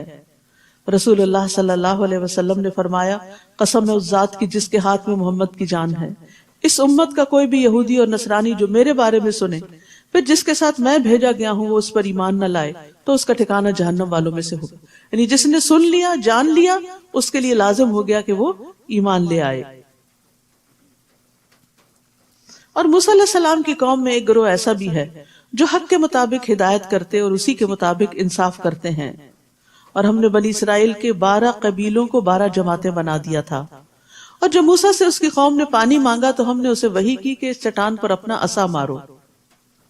بہت بڑی چٹان کے اوپر صرف عصا، لکڑی کا عصا مارا تو اس چٹان سے 12 چشمے پھوٹ نکلے. سبحان اللہ، یہ معجزہ تھا، یہ اللہ کی قدرت تھی. ورنہ آپ مارے ڈنڈا کسی چٹان پر، ڈنڈا ہی ٹوٹ جائے گا، وہاں سے نکلے گا کچھ نہیں. اور ہر قبیلہ اپنا اپنا گھاٹ بھی جان گیا، سب کو پتا تھا کہ اس نے کہاں سے پانی لینا ہے. یہ تقسیم کار تھی، ورنہ پانی پر تو بہت جھگڑے ہو جایا کرتے ہیں کہ پہلے میری باری اور پہلے میری. نیز ہم نے ان پر بادل کا سایہ کیا اور ان پر من و سلوہ نازل کیا اور فرمایا یہ پاکیزہ چیزیں کھاؤ جو ہم نے تمہیں عطا کی ہیں. اور ان لوگوں نے ہمارا تو کچھ نہ بگاڑا بلکہ خود آپ ہی اپنے اوپر ظلم کر رہے تھے. یعنی جب انہوں نے شکر ادا نہ کیا، فرائض پر عمل نہیں کیا تو ان سے ہر خیر ختم ہوتی گئی. اور جب بنی اسرائیل سے کہا گیا تھا کہ اس بستی میں آباد ہو جاؤ اور جہاں سے جی چاہے کھاؤ اور دعا کرتے رہو کہ ہمیں معاف کر دے، حتتن، اور دروازے میں سجدہ کرتے ہوئے داخل ہونا، عاجزی سے داخل ہونا، تو ہم تمہاری خطائیں معاف کر دیں گے اور اچھے کام کرنے والوں کو زیادہ بھی دیں گے. یہ اللہ کا فضل ہوتا ہے، صرف غلطیاں معاف نہیں، انعام بھی ساتھ. مگر ان میں سے جو ظالم تھے انہوں نے وہ بات ہی بدل ڈالی جو ان سے کہی گئی تھی. پھر اس کے نتیجے میں ہم نے ان پر آسمان سے عذاب بھیج دیا کیونکہ وہ ظلم کیا کرتے تھے. یعنی جب اللہ اپنے بندے یا بندی پہ کوئی انعام فرماتا ہے اور وہ شکر ادا نہیں کرتا تو پھر وہ اس نعمت کو چھین لیتا ہے، چاہے وہ انسان کو پسند کرے، یعنی انسان اس کو پسند کرے یا نہ کرے، اور چاہے وہ کوئی بھی ہو، یعنی کسی بھی قسم کی نعمت ہو.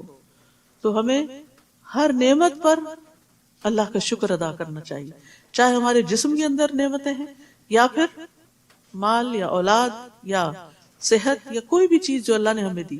اور جو بھی جس طرح کی بھی راحت، آرام اور سکون اور فیسلٹیز آپ کو ملے اس پر اللہ کا شکر ادا کرتے چلے جائیں. لیکن افسوس یہ کہ ہم زیادہ دیر مشکلات کے بارے میں سوچتے ہیں اور کم وقت نعمتوں کے بارے میں سوچتے ہیں، حالانکہ مشکلات کے مقابلے میں نعمتیں بہت زیادہ ہیں، بہت زیادہ. وَاسْأَلْهُمْ عَنِ الْقَرْيَةِ الَّتِي كَانَتْ حَاضِرَةَ الْبَحْرِ، اور ان سے اس بستی کا حال بھی پوچھئے جو سمندر کے کنارے واقع تھی. وہ لوگ سبت یعنی ہفتے کے دن احکام الہی کی خلاف ورزی کرتے تھے، مچھلیاں پکڑتے تھے. ہفتے کے دن تو مچھلیاں بلند ہو کر پانی پر ظاہر ہوتی تھی اور ہفتے کے علاوہ باقی دنوں میں غائب رہتی تھی. اسی طرح ہم نے انہیں ان کی نافرمانیوں کی وجہ سے آزمائش میں ڈال رکھا تھا. تو اس سے کیا پتہ چلتا ہے کہ نافرمانیاں آزمائش لاتی ہیں. یہ قوم اللہ کے ساتھ چال بازی کر رہی تھی. اللہ نے ہفتے کے دن کام کرنے سے منع کیا، لیکن انہوں نے خود ساختہ ایک طریقہ نکال کے اپنا مقصد اور مطلب پورا کر لیا اور بظاہر یہ دکھایا کہ ہم اللہ کی فرما برداری کر رہے ہیں. اور وہ وقت بھی یاد کرو جب ان میں سے کچھ لوگوں نے دوسروں سے کہا تم ایسے لوگوں کو کیوں نصیحت کرتے ہو جنہیں اللہ ہلاک کرنے والا یا سخت سزا دینے والا ہے. تو انہوں نے جواب دیا اس لیے کہ ہم تمہارے رب کے ہاں معذرت کر سکیں اور اس لیے کہ شاید یہ بھی نافرمانی سے پرہیز کر سکیں. پھر جب انہوں نے اس نصیحت کو بالکل ہی فراموش کر دیا جو انہیں کی جا رہی تھی تو ہم نے ان لوگوں کو تو بچا لیا جو برائی سے روکتے تھے، اور ان لوگوں کو جو ظالم تھے ان کی نافرمانیوں کی وجہ سے بہت برے عذاب میں پکڑ لیا. پھر جب وہ سرکشی کرتے ہوئے وہی کام کرتے رہے جس سے انہیں منع کیا گیا تھا تو ہم نے انہیں حکم دیا کہ ذلیل و خوار بندر بن جاؤ. تو اس بستی میں 3 طرح کے لوگ تھے.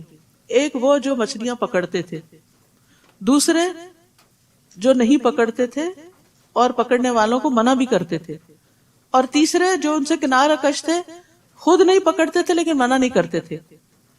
تو بچایا کن لوگوں کو گیا؟ جنہوں نے مچھلیاں خود بھی نہیں پکڑی اور دوسروں کو بھی منع کیا گیا، اور دوسروں کو بھی منع کیا. تو اس سے یہ پتہ چلتا ہے کہ برائی سے روکنا اللہ کے عذاب سے عافیت کا سبب بنتا ہے، ورنہ انسان اسی میں خود بھی ملوث ہو جاتا ہے اور اللہ کی ناراضگی مول لیتا ہے. اور یاد کرو جب تمہارے رب نے یہ اعلان کیا کہ وہ قیامت کے دن تک بنی اسرائیل پر ایسے لوگ مسلط کرتا رہے گا جو انہیں بدترین عذاب دیتے رہیں، بلا شبہ آپ کا رب مقرر وقت آ جانے کے بعد عذاب دینے میں دیر نہیں کرتا، اور بلا شبہ وہ بخشنے والا اور مہربان بھی ہے، اور بلا شبہ وہ بخشنے والا اور مہربان بھی ہے. اور ہم نے انہیں ٹکڑے ٹکڑے کر کے زمین میں کئی گروہوں میں تقسیم کر دیا، ان میں سے کچھ تو نیک لوگ ہیں اور دوسرے ان سے مختلف ہیں، اور ہم انہیں اچھے اور برے حالات سے آزماتے رہے کہ شاید وہ اللہ کی طرف پلٹ آئیں. یعنی دونوں طرح کی آزمائشیں دراصل انسان کو اللہ کی طرف لانے کا سبب بنتی ہیں اگر اس کے اندر حق کی طلب ہو.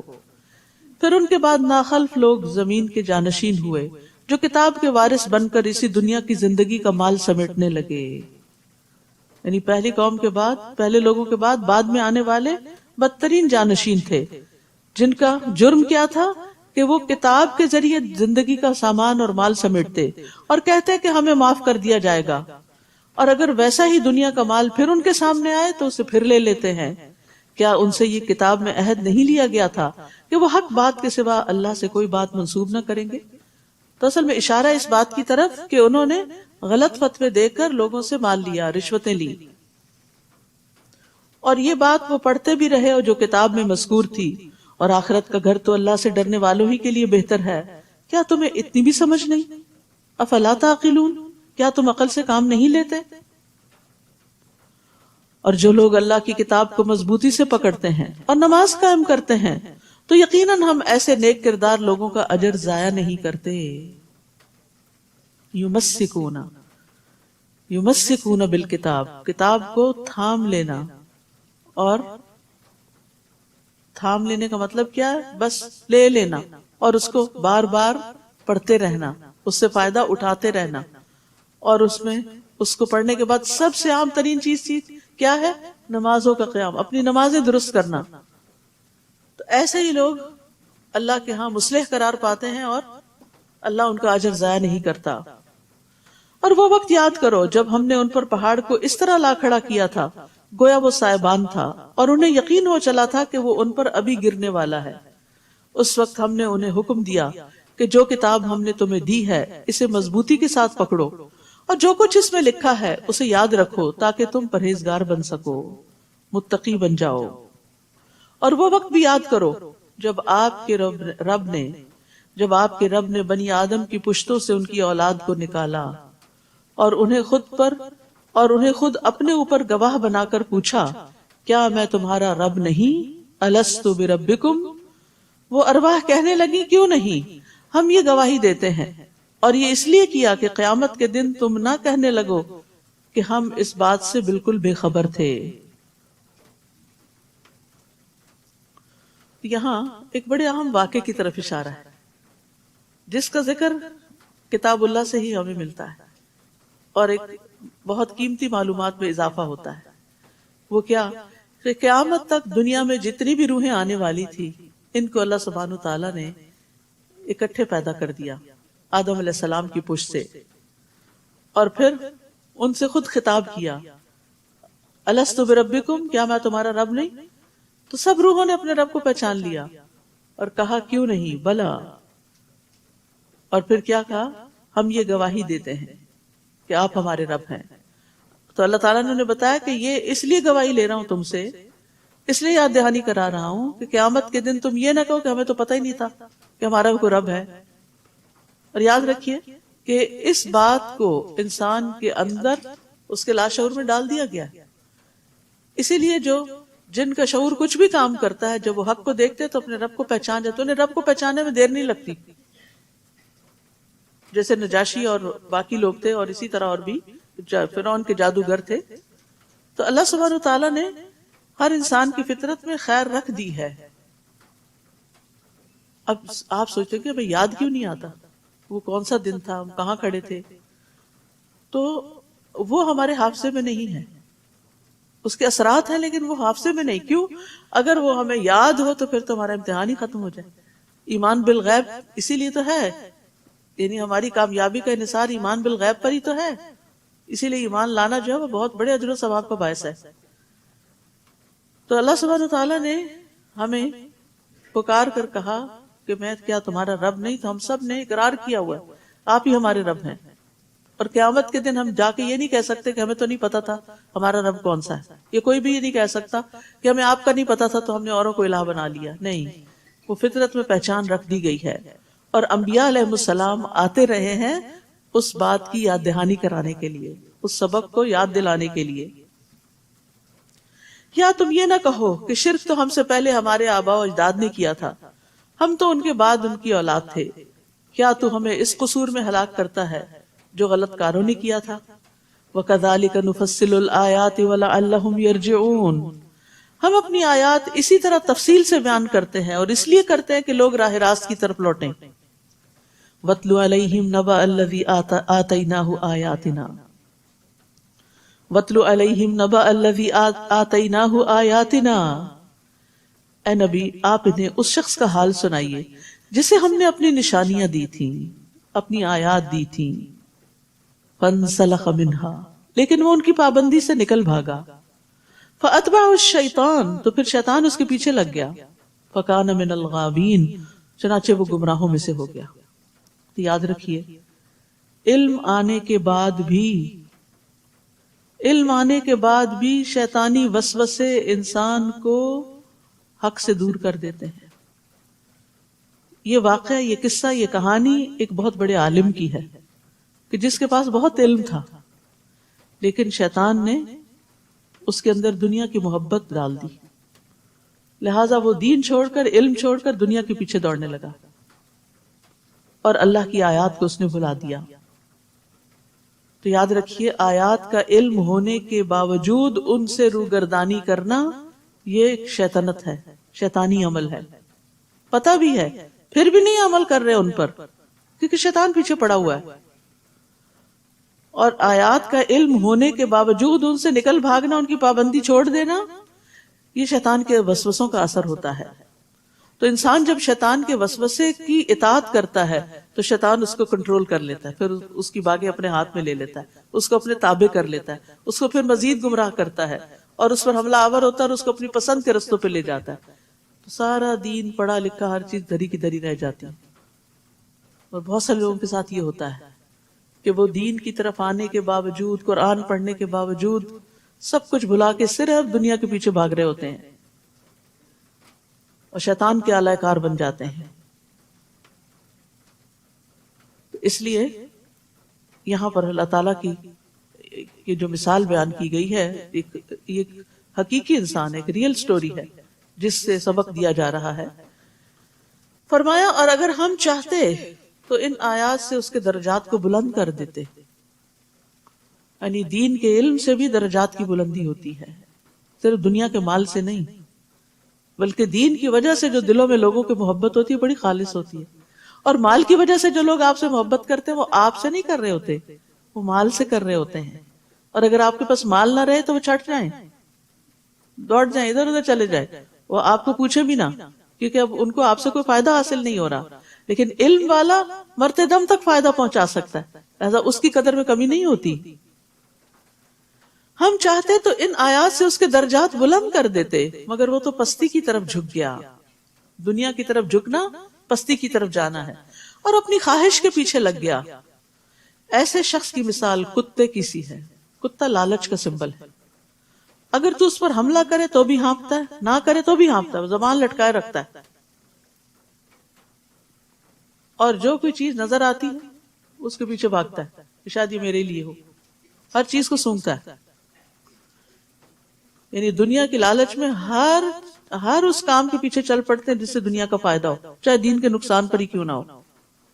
یہ ان لوگوں کی مثال ہے جنہوں نے ہماری آیات کو جھٹلا دیا، یعنی جاننے کے باوجود انکار کر دیا. آپ ایسے قصے ان سے بیان کرتے رہیے، شاید کہ یہ لوگ کچھ غور و فکر کریں. قطبی کہتے ہیں کہ ہر وہ چیز جو ہانپتی ہے یا تھک کر یا پیاس کی وجہ سے سوائے کتے کے، اگر وہ تھکا ہوا تو بھی ہانپتا ہے، راحت اور سکون کی حالت تو بھی ہانپتا ہے. یعنی کتا ہر حال میں زبان لٹکاتا ہے، چاہے وہ بھوکا ہے یا وہ پیٹ بھرا ہوا ہے اس کا. یعنی اس کی لالچ کہیں ختم ہونے کو نہیں آتی.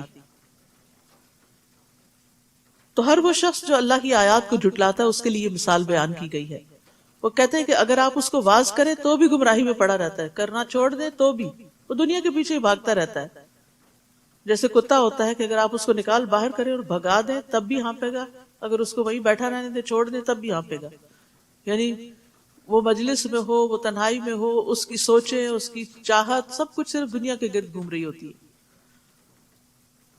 ایسے لوگوں کی مثال بہت بری ہے جنہوں نے ہماری آیات کو جھٹلایا اور خود اپنے آپ پر ہی ظلم کرتے رہے. یعنی اللہ کے دین کا انکار اللہ کو نقصان نہیں دیتا. اگر ہم کوئی بات نہیں مانتے تو اللہ تعالیٰ کو کچھ بھی نہیں جاتا، وہ قابل تعریف ہے. زمین اور آسمان کی ہر چیز اس کی تعریف بیان کر رہی ہے، ہر چیز، اس کو فرق نہیں پڑتا. لیکن اتنے بڑے خزانے کا انکار کرنے والے خود محروم رہ جاتے ہیں. اللہ جسے ہدایت دے وہی ہدایت پا سکتا ہے، اور جسے وہ گمراہ کرے تو ایسے ہی لوگ نقصان اٹھانے والے ہیں. وَلَقَدْ ذَرَأْنَا لِجَهَنَّمَ كَثِيرًا مِنَ الْجِنِّ وَالْإِنسِ لَهُمْ قُلُوبٌ لَا يَفْقَهُونَ بِهَا وَلَهُمْ أَعْيُنٌ لَا يُبْصِرُونَ بِهَا وَلَهُمْ آذَانٌ لَا يَسْمَعُونَ بِهَا أُولَئِكَ كَالْأَنْعَامِ بَلْ هُمْ أَضَلُّ أُولَئِكَ هُمُ الْغَافِلُونَ. بہت سے ایسے جن اور انسان ہیں جنہیں ہم نے جہنمی کے لیے پیدا کیا ہے. استغفر اللہ. ان کے دل تو ہیں مگر ان سے حق کو نہیں سمجھتے. دل ہے، حق نہیں ہے ان کے اندر، حق کو سمجھنے کی کوشش نہیں کرتے. آنکھیں ہیں لیکن ان سے دیکھتے نہیں، یعنی کائنات کی نشانیوں سے اپنے رب کو نہیں پہچانتے.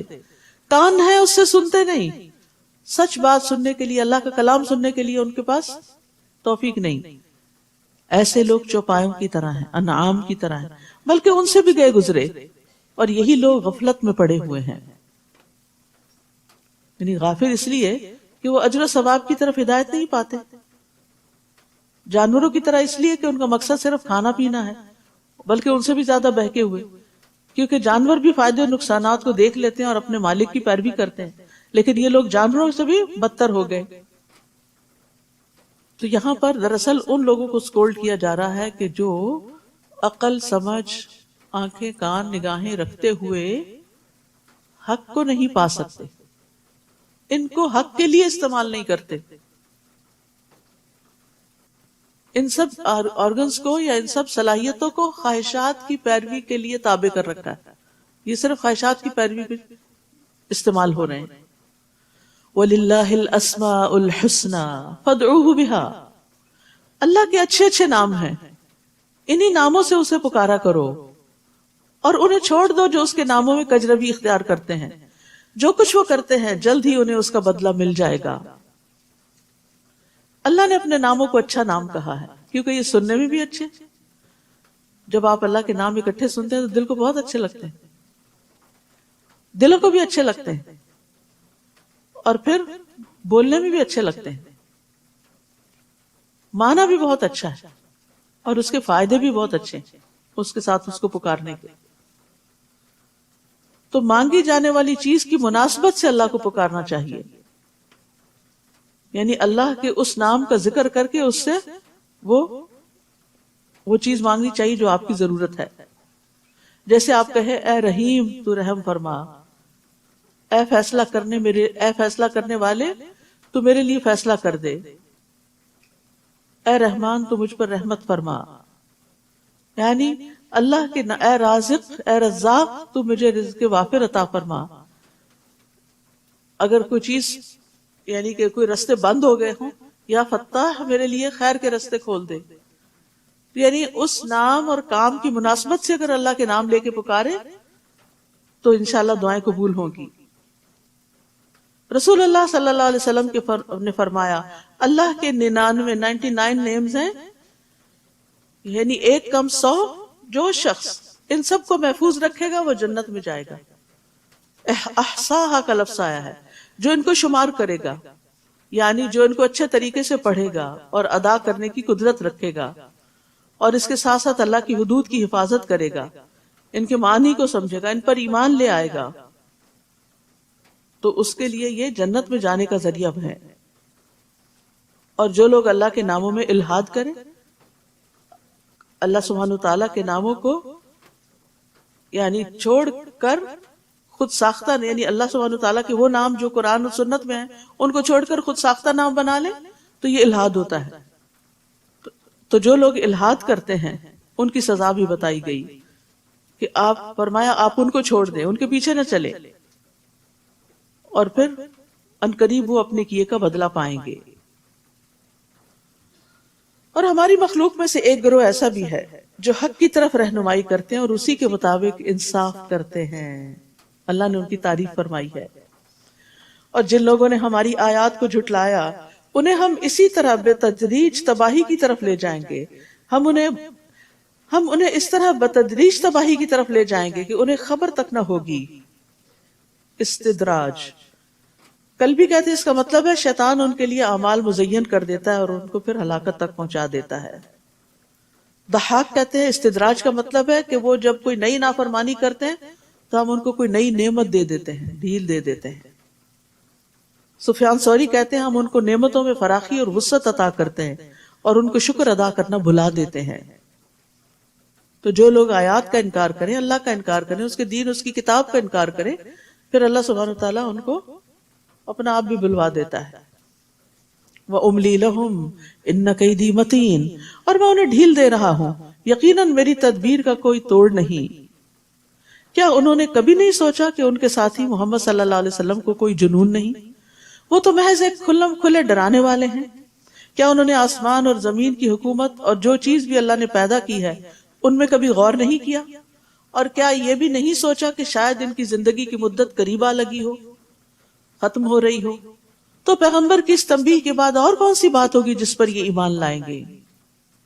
جسے اللہ گمراہ کر دے اسے کوئی ہدایت دینے والا نہیں، اور وہ انہیں ان کی سرکشی میں چھوڑ رہا کہ سر ٹکراتے پھریں۔ لوگ آپ سے پوچھتے ہیں کہ قیامت کب قائم ہوگی؟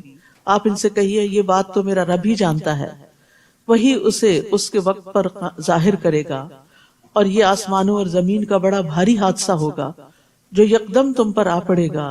یعنی قیامت کا آنا زمین پر سب سے بڑا حادثہ ہے۔ لوگ آپ سے یوں پوچھتے ہیں جیسے آپ ہر وقت اس کی ٹو میں لگے ہوئے ہوں، یعنی قیامت ہی کے بارے میں سوچتے رہیں۔ ان سے کہیے اس کا علم تو اللہ ہی کو ہے، مگر اکثر لوگ اس حقیقت کو نہیں جانتے۔ قُلْ لَا أَمْلِكُ لِنَفْسِي نَفْعًا وَلَا ضَرًّا إِلَّا مَا شَاءَ اللَّهُ، آپ کہہ دیجئے مجھے تو خود اپنے آپ کو بھی نفع یا نقصان پہنچانے کا اختیار نہیں۔ کس کو کہا جا رہا ہے؟ نبی صلی اللہ علیہ وسلم کو۔ نفع نقصان کا اصل مالک کون ہے؟ صرف اللہ۔ نبی صلی اللہ علیہ وسلم کے پاس بھی اختیار نہیں۔ آپ سے جو نفع انسانوں کو پہنچا وہ وہی ہے جو اللہ نے ان کو دیا، لیکن الٹیمیٹ نفع نقصان کا مالک صرف اور صرف اللہ تعالیٰ ہے۔ اور بندوں سے بھی بندوں کو جو نفع پہنچتا ہے نا اس کا بھی اللہ اذن دے تو پہنچتا ہے۔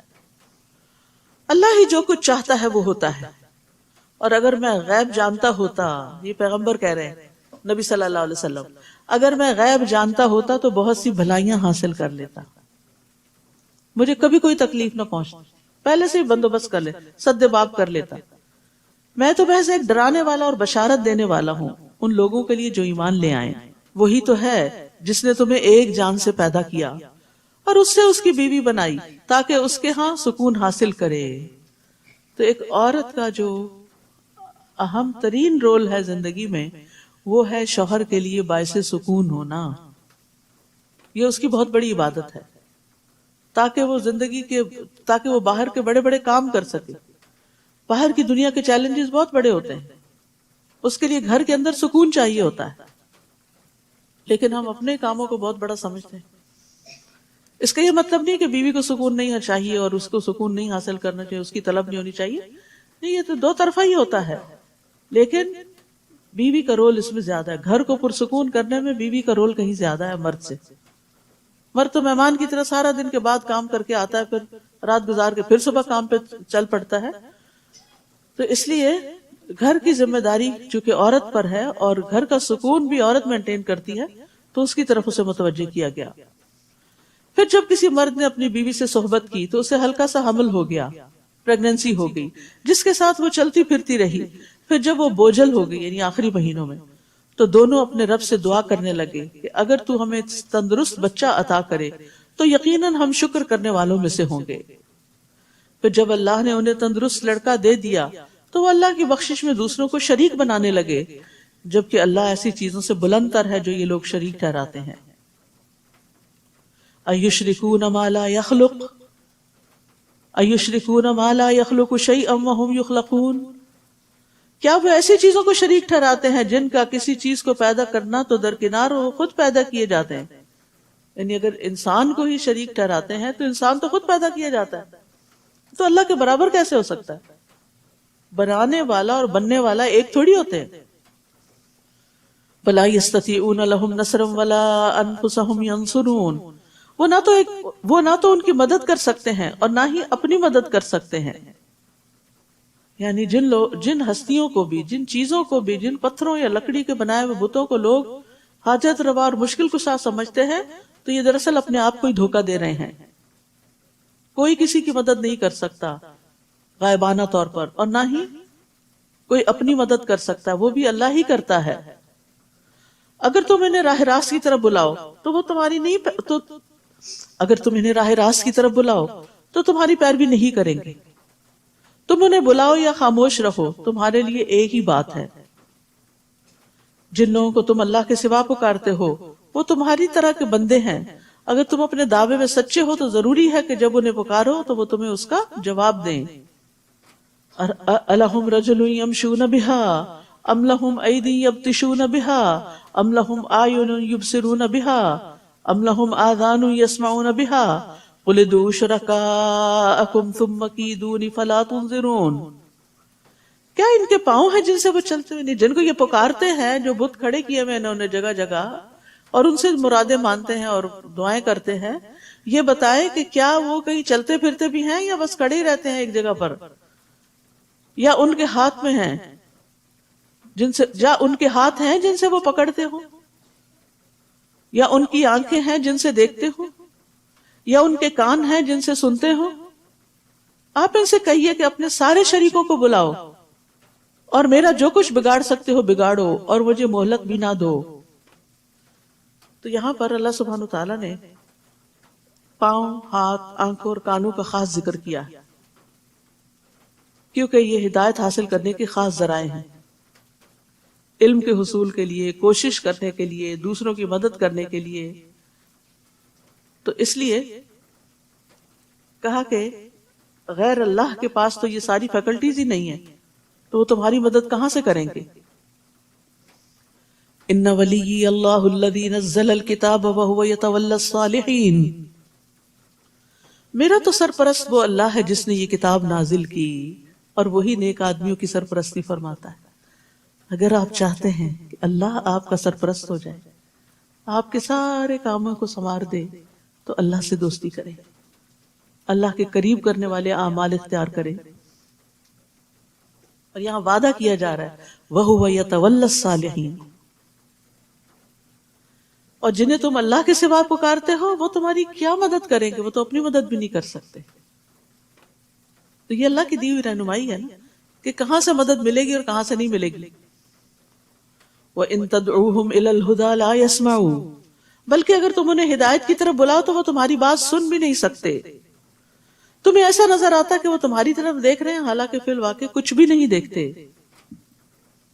خُذِ الْعَفْوَ وَأْمُرْ بِالْعُرْفِ وَأَعْرِضْ عَنِ الْجَاهِلِينَ، اے نبی صلی اللہ علیہ وسلم درگزر کرنے کا رویہ اختیار کیجئے، معروف کاموں کا حکم دیجئے اور جاہلوں سے کنارہ کشی اختیار کیجئے. تو ہمارے دین نے ہمیں کیا سکھایا کہ ہم جاہلوں سے اعراض برتا کریں. اب یہاں اس کا تعلق خذ العفو وامر بالعرف سے کیوں ہے؟ کیونکہ جب انسان نیکی کا کام کرنے جاتا ہے، کسی کو برائی سے روکتا ہے، کوئی نیکی تعلیم دیتا ہے، تو پھر کیا ہوتا ہے؟ لوگ اس سے الجھ پڑتے ہیں، کیونکہ وہ سمجھتے نہیں ہوتا کہ آپ کا کاز کیا، آپ کیا چاہتے ہیں. اور آپ میں سے بہت سے لوگوں کو اس کا اتفاق ہوا ہوگا کہ گھر پہ بات کی کوئی اچھی، یا کسی گیدرنگ میں کی، یا کسی خاص طور پر کسی موقع پہ کی، تو کوئی نہ کوئی پیچھے پڑ گیا. اپنے گھر کو دیکھو، اپنے آپ کو دیکھو، ابھی ہم کہاں اس قابل ہوئے، وغیرہ وغیرہ. تو یہاں پر پہلے فرما دیا خذ العفو، جو بھی کوئی کہے گا اس کو معاف کرتے جانا، پیچھے نہیں پڑنا اس کے، اور نیکی کا کام بتاتے رہیں. وَأْمُرْ بِالْعُرْفِ، اور تیسری چیز وَأَعْرِضْ عَنِ الْجَاهِلِينَ، جاہلوں سے اعراض برتے.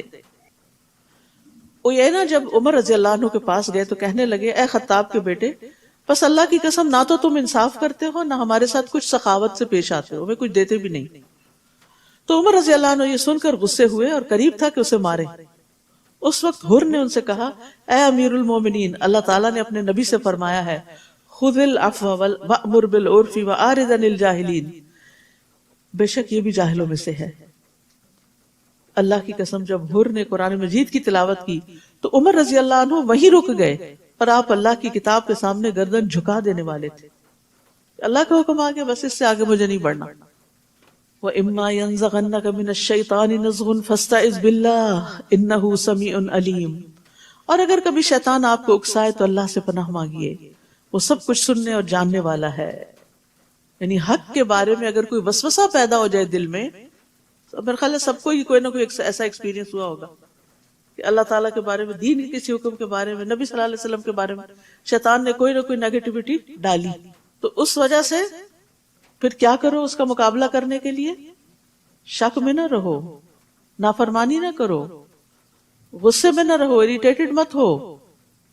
جب یہ چیزیں ظاہر ہوں تو شیطان کے شر سے پناہ مانگو، شیطان کے شر سے پناہ مانگو، شیطانی نزغ سے، کہ یا اللہ یہ میرا خیال نہیں، یہ میں نہیں ایسے سوچتا، تجھے پتا ہے کہ یہ اچانک ہی میرے دل میں یہ بات ڈال دی گئی ہے، میں تیری طرف رجوع کرتا ہوں. یاد رکھیے کہ ایاک نستعین میں وسوسوں سے بچنے کی دعائیں بھی موجود ہیں، اور پڑھیے بہت فائدہ دیتی ہیں. کچھ لوگ اپنے آپ سے تنگ آ جاتے ہیں وسوسوں کی وجہ سے کہ ہم کریں تو کریں کیا. بہترین علاج ہے وہ وسوسوں کا، قرآنی آیات ہیں اس میں، مختصر سا ہے. ان الذين اتقوا اذا مسهم طائف من الشيطان تذكروا فاذا هم مبصرون، بلا شبہ جو لوگ اللہ سے ڈرتے ہیں، تقوی اختیار کرتے ہیں، جب کوئی شیطانی وسوسہ چھو بھی جاتا ہے تو چونک پڑتے ہیں اور فوراً صحیح صورتحال دیکھنے لگتے ہیں. یعنی ایمان والے وسوسے کو بھانپ جاتے ہیں، غور و فکر کرتے ہوئے اپنی غلطیوں کے مواقع کو دیکھ لیتے ہیں، لغزش کھا جائے تو فوراً توبہ کرتے ہیں، ہر شر سے بچنے کا ذریعہ اختیار کرتے ہیں، یعنی ذکر زیادہ کرتے ہیں. تو ذکر جو ہے یہ شیطانی حملوں سے بچاؤ کا مضبوط قلعہ ہے. یحییٰ علیہ السلام نے بیت المقدس میں بنی اسرائیل کو جمع کیا. جب مسجد بھر گئی تو وہ ایک ٹیلے پہ بیٹھ گئے، پھر اللہ کی حمد و ثنا کی اور فرمایا میں تمہیں کثرت کے ساتھ اللہ عز و جل کا ذکر کرنے کا حکم دیتا ہوں، کیونکہ اس کی مثال اس شخص کی سی ہے جس کا بہت تیزی سے دشمن پیچھا کر رہا ہو اور وہ ایک مضبوط قلعے میں گھس کر پناہ مانگے. اس طرح بندہ بھی جب تک اللہ کے ذکر میں مصروف رہتا ہے تو شیطان کے حملوں سے مضبوط محفوظ قلعے میں بند ہوتا ہے. تو اس سے کیا پتہ چلتا ہے کہ وسوسوں کی کثرت ہو. بہت سے لوگ یہ ذکر اپنا کرتے ہیں، تقریب بتاتے ہیں، تو وسوسوں کی اگر کثرت ہونے لگے یا زیادہ ستانے لگے تو پھر ذکر بڑھا دیں. یس، مخصوص ذکر بھی اور عام ذکر بھی. اور ان شیطانوں کے بھائی انہیں گمراہی میں کھینچے چلے جاتے ہیں اور اس میں کوئی کسر نہیں اٹھا رکھتے. اور جب ان کے پاس کوئی معجزہ نہ لائے آپ، اور جب آپ ان کے پاس کوئی معجزہ نہ لائے تو کہتے ہیں تم نے خود ہی کوئی معجزہ کیوں نہ منتخب کر لیا. آپ ان سے کہیے میں تو صرف اس چیز کی پیروی کرتا ہوں جو میرے رب کی طرف سے مجھ پر وحی کی جاتی ہے. یہ تمہارے رب کی طرف سے بصیرت افروز دلائل ہیں اور ہدایت اور رحمت ہے ان لوگوں کے لیے جو ایمان لاتے ہیں. وَإِذَا قُرِئَ الْقُرْآنُ فَاسْتَمِعُوا لَهُ وَأَنصِتُوا لَعَلَّكُمْ تُرْحَمُونَ، اور جب قرآن پڑھا جائے تو اسے غور سے سنو اور خاموش رہو شاید کہ تم پر رحم کیا جائے. تو جو لوگ چاہتے ہیں کہ اللہ کی رحمت آئے ہم پر، وہ پوری توجہ سے قرآن مجید سنا کریں. اور یہاں پر دو باتیں فرمائی گئی، فَاسْتَمِعُوا وَأَنصِتُوا. تو پہلا درجہ کیا ہے کہ انسان بات چیت چھوڑ دے، فون اٹینڈ کرنا چھوڑ دے اور اس طرح کے اور چیزوں سے قطع تعلق ہو جائے.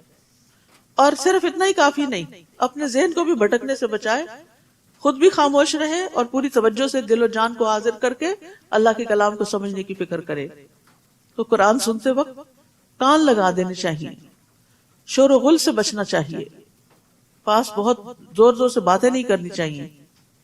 ابن عثیمین کہتے ہیں جب کسی انسان کے پاس قرآن پڑھا جا رہا ہو تو اس کے لیے جائز نہیں کہ وہ غافل اور بے خبر ہو، یعنی اس کو سمجھ بھی ہو کہ کیا بات ہو رہی ہے، یا کسی اور سے گفتگو کر رہا ہو، بلکہ اسے چاہیے کہ وہ کان لگا کر اور چپ ہو کر سنے تاکہ اسے اللہ کی رحمت حاصل ہو. وَاذْكُرْ رَبَّكَ فِي نَفْسِكَ تَضَرُّعًا وَخِيفَةً وَدُونَ الْجَهْرِ مِنَ الْقَوْلِ بِالْغُدُوِّ وَالْآصَالِ وَلَا تَكُن مِّنَ الْغَافِلِينَ. اور اے نبی اپنے رب کو صبح و شام دل ہی دل میں عاجزی، خوف کے ساتھ اور زبان سے بھی ہلکی آواز سے یاد کیجیے، اور ان لوگوں میں سے نہ ہو جائیے جو غفلت میں پڑے ہوئے ہیں. یہاں 2-3 چیزیں بڑی اہم ہیں. نمبر 1، صبح اور شام رب کا ذکر کرنا. تو یہ جو مسنون اذکار ہیں جو نبی صلی اللہ علیہ وسلم سے ثابت ہیں، صبح و شام کی دعائیں وہ لازم پکڑ لیں، اس میں حفاظت کی دعائیں بھی ہیں. پھر دوسری بات یہ کہ صبح بھی دعائیں مانگنی چاہیے اور شام کو بھی مانگنی چاہیے. تیسری بات یہ کہ دل میں عاجزی ہونی چاہیے دعا مانگتے وقت. یہ نہیں کہ دل میں کہ میرے پاس بڑی دولت ہے اور میں تو ایسا اور ایسا کر دوں گا، ایسی باتیں دل سے نکال دیں. اور پھر عاجزی کے ساتھ اور خوف کے ساتھ اور زبان سے بھی ہلکی آواز کے ساتھ اللہ کو یاد کریں، اور ان لوگوں میں سے نہ ہو جو غفلت میں پڑے ہوئے ہیں. تو دعائیں مانگتے ہوئے خشوع و خضوع بڑا ضروری ہوتا ہے. اللہ تعالیٰ اس دل کی دعا نہیں سنتا جو غافل ہو، جو مشغول ہو کسی اور چیز میں اور منہ سے کر رہا ہو دعا. تو حاضر دل سے دعا کرنی چاہیے. رسول اللہ صلی اللہ علیہ وسلم نے فرمایا اللہ سے قبولیت کے یقین کے ساتھ دعا مانگا کرو، اور جان لو کہ بے شک اللہ غافل اور لہو و لعب میں مشغول دل کی دعا قبول نہیں کرتا. اور پھر پورے یقین اور اعتماد کے ساتھ دعا کرنی چاہیے. یہ نہیں کہنا چاہیے اللہ تو اگر چاہے تو معاف کر، نہیں چاہتا تو نہیں، اللہ تو معاف ہی کر، کیونکہ معافی ہی ہماری ضرورت ہے. ان الذین عند ربک لا یستکبرون عن عبادتہ ویسبحونہ ولہ یسجدون. اور جو لوگ فرشتے آپ کے رب کے ہاں موجود ہیں وہ کبھی اس کی بندگی سے اکڑتے نہیں، وہ اس کی تسبیح کرتے اور اس کے آگے سجدہ کرتے ہیں. سجدہ تلاوت ہے، سجدہ تلاوت جو ہے وہ سنت ہے. نبی صلی اللہ علیہ وسلم اس کا اہتمام کرتے تھے. حضرت ابن عمر کہتے ہیں کہ نبی صلی اللہ علیہ وسلم قرآن کی قرات کرتے، بس آپ اس سورت کی قرات کرتے جس میں سجدہ ہوتا تو آپ سجدہ کرتے، ہم بھی آپ کے ساتھ سجدہ کرتے، حتیٰ کہ ہمیں سے بعض کو اپنی پیشانی رکھنے کی بھی جگہ نہ ملتی تھی تو وہ کیا کرتا، دوسرے کے اوپر یا جھک کے بس اشارے سے سجدہ کر لیتا تھا. تو اب آپ ایسا کیجئے کہ اپنی اپنی جگہوں پہ جھک جائیے. میں بھی اس طرف منہ کر کے قبلے کی طرف جھک جاتی ہوں، اگرچہ اس کے لیے قبلے کی طرف ہونا شرط نہیں. جہاں آپ بیٹھے ہیں قرآن پڑھ رہے ہیں تو آپ اس میں جھک جائیے.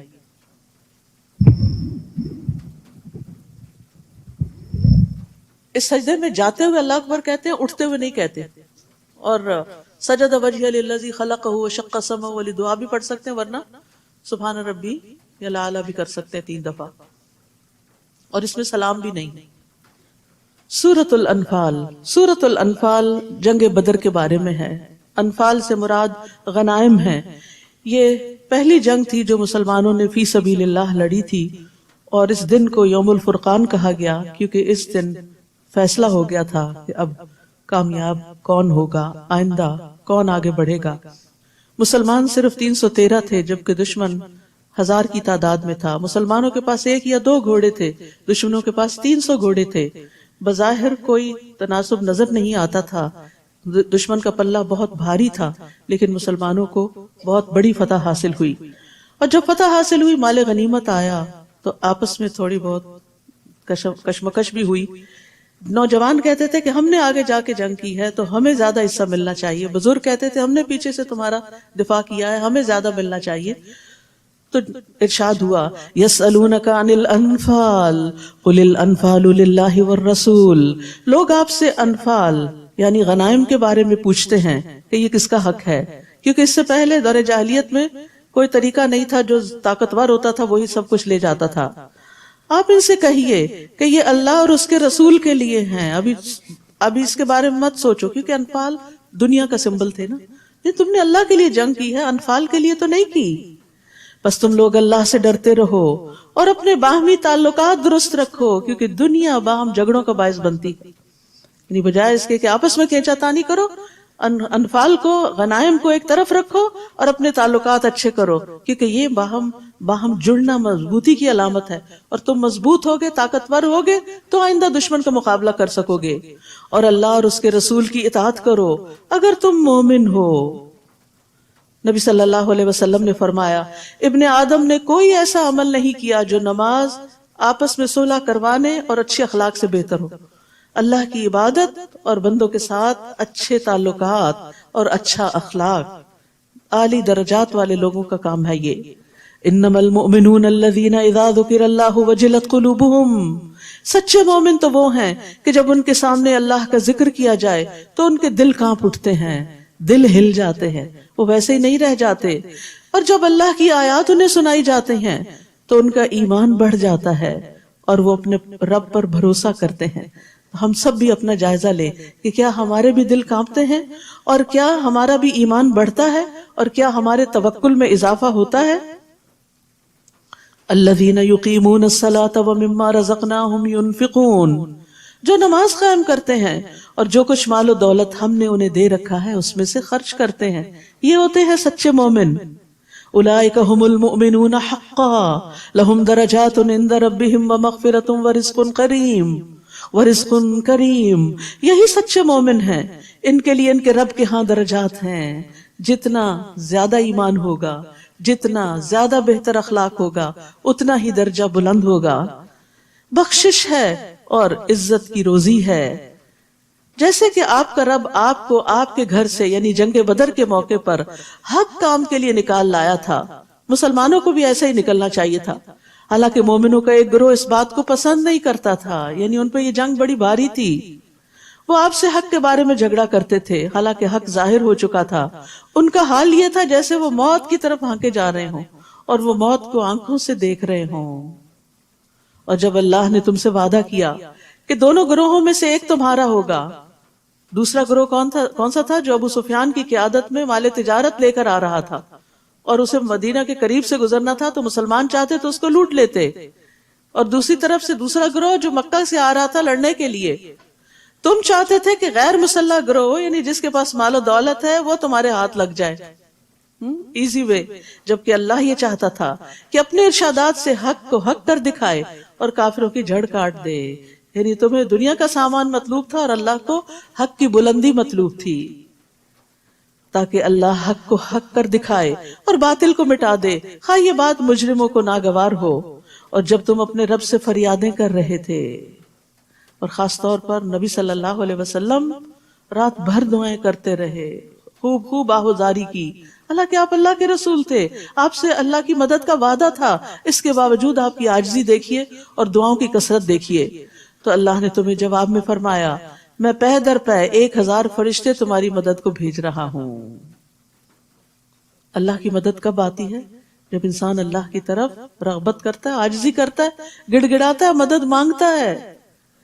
یہ بات اللہ نے تمہیں صرف اس لیے بتا دی کہ تم خوش ہو جاؤ کہ تم تنہا نہیں، صرف 313 نہیں، 1000 فرشتے بھی آ رہے ہیں، اور تمہارے دل مطمئن ہو جائیں، ورنہ مدد تو جب بھی ہو اللہ ہی کی طرف سے ہوتی ہے۔ یہ قانون بتا دیا گیا، وَمَن نَّصْرُ إِلَّا مِنْ عِنْدِ اللَّهِ، مدد ہمیشہ اللہ ہی کی طرف سے آتی ہے۔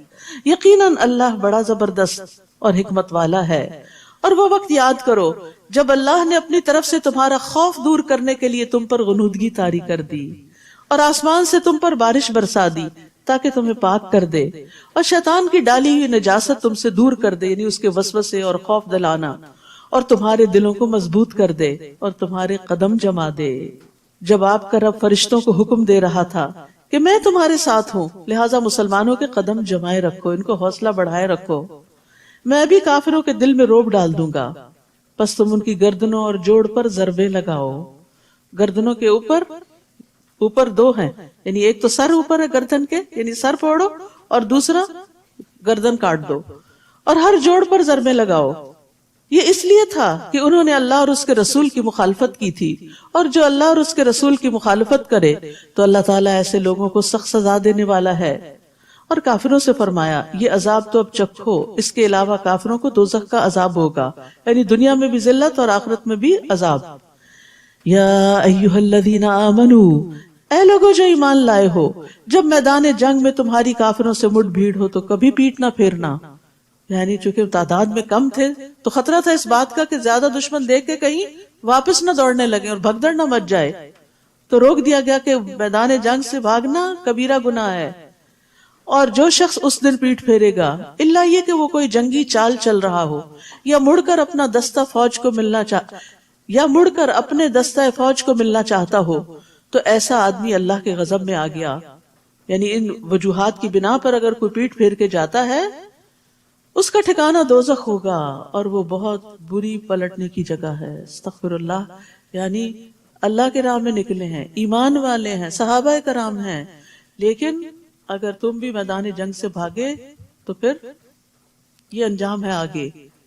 تو اس لیے انسان کو نیکی کے راستے پہ چلتے ہوئے استقامت اختیار کرنی چاہیے، مشکلات سے گھبرانا نہیں چاہیے، ورنہ بعض اوقات ایک شخص پیچھے ہٹتا ہے تو دوسرا اس کو دیکھ کے اور تیسرا اس کو دیکھ کے، اور بہت سے لوگوں کے دین سے پھرنے کا سبب بن جاتا ہے۔ میدان بدر میں کافروں نے تمہیں قتل نہیں کیا تھا، بلکہ میدان بدر میں کافروں کو تم نے قتل نہیں کیا تھا، فَلَمْ تَقْتُلُوهُمْ وَلَكِنَّ اللَّهَ قَتَلَهُمْ، بلکہ اللہ نے انہیں مارا تھا۔ اور جب آپ نے کافروں کی طرف ریت کی مٹھی پھینکی تھی تو وہ آپ نے نہیں بلکہ اللہ نے پھینکی تھی، اور یہ اس لیے تھا کہ اللہ تعالیٰ اپنی طرف سے مومنوں کو ایک اچھی آزمائش سے گزار دے۔ اللہ تعالیٰ یقیناً سب کچھ سننے اور جاننے والا ہے، یعنی امتحان میں بھی ڈالا اور مدد بھی ساتھ کی تاکہ امتحان میں کامیاب بھی ہو جائیں۔ کس قدر مہربان رب ہے۔ ذالکم وان اللہ موہن کید الکافرین، یہ معاملہ تو تمہارے ساتھ ہوا اور اللہ تعالیٰ یقیناً کافروں کی تدبیر کو کمزور کرنے والا ہے۔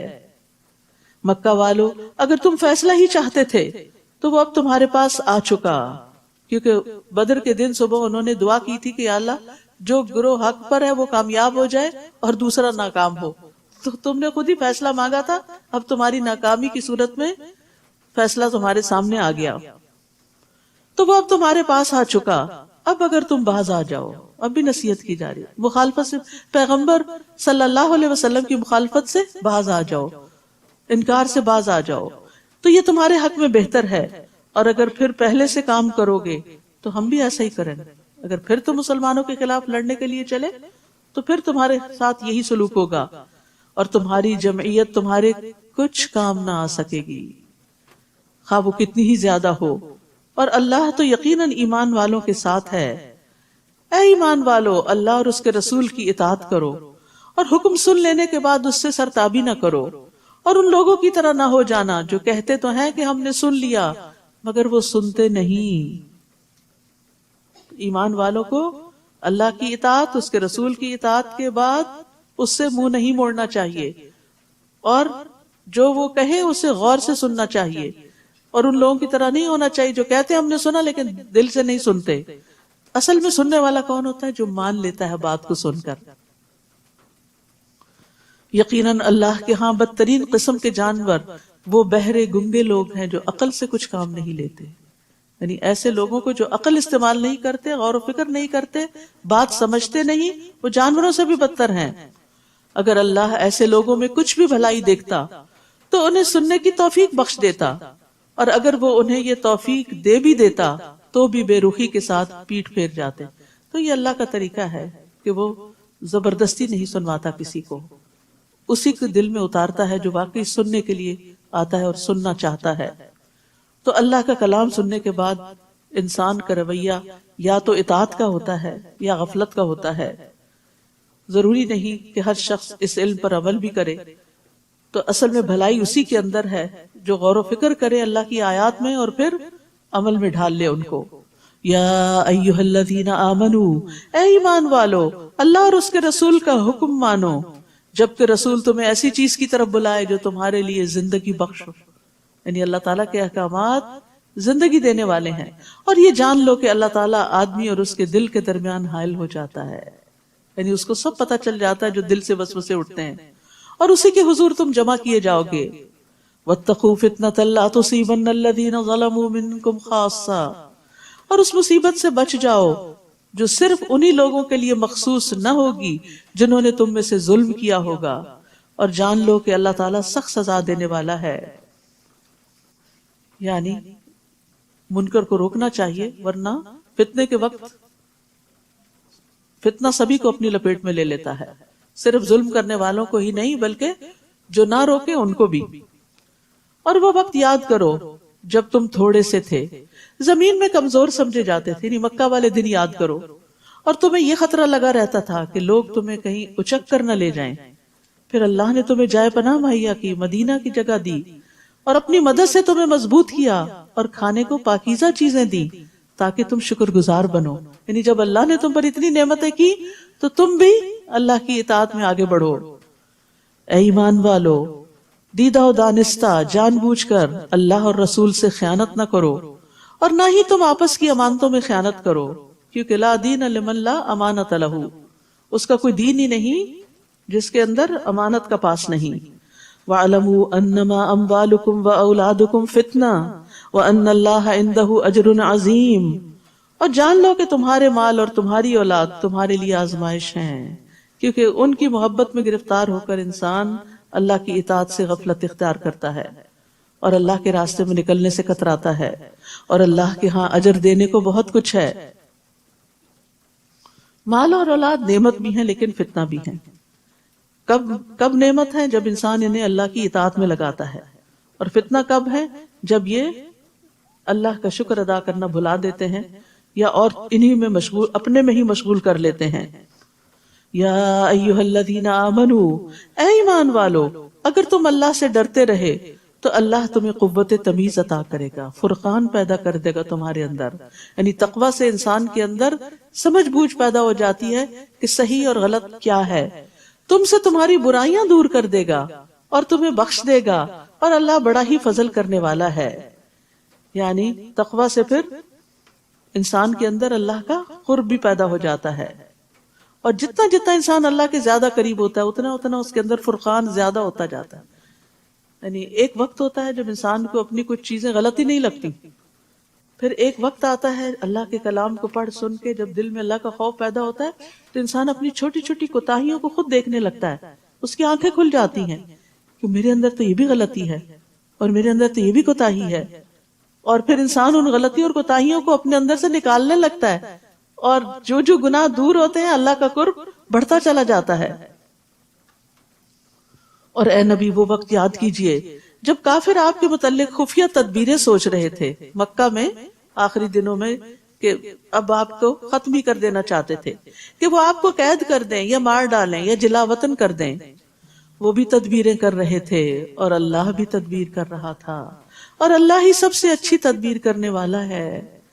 اور جب ان کافروں پر ہماری آیات پڑھی جاتی تھی تو کہتے تھے ہم نے یہ کلام سن لیا، اگر ہم چاہیں تو ہم بھی ایسا کلام بنا سکتے ہیں۔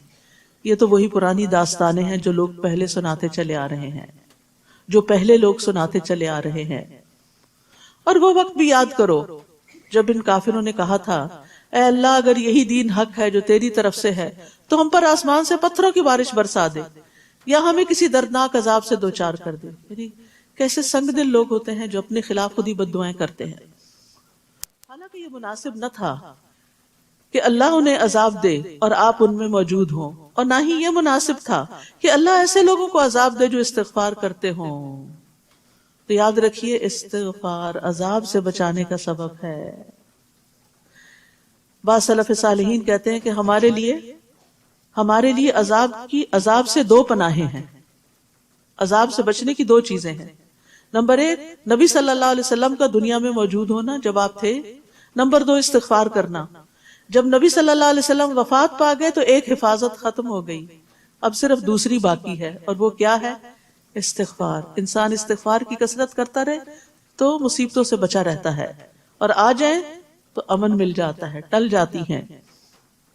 نبی صلی اللہ علیہ وسلم نے فرمایا انسان جب تک اللہ عز و جل سے استغفار کرتا ہے اس وقت تک اللہ عز و جل کے عذاب سے محفوظ رہتا ہے، انشاءاللہ دنیا میں بھی اور قبر میں بھی اور حشر میں بھی۔ اور استغفار کی وجہ سے پھر گناہ لکھے بھی نہیں جاتے۔ اور اللہ ان لوگوں کو عذاب کیوں نہ دے جو دوسروں کو مسجد حرام سے روکتے ہیں حالانکہ وہ اس کے متولی نہیں. اس کے متولی تو صرف وہی ہو سکتے ہیں جو پرہیزگار ہوں، لیکن ان میں سے اکثر لوگ یہ حقیقت نہیں جانتے. بیت اللہ میں ان لوگوں کی نماز بس یہی ہوتی تھی کہ وہ سیٹیاں بجاتے اور تالیاں پیٹتے. ایک انٹرٹینمنٹ بنا لی تھی انہوں نے عبادت میں.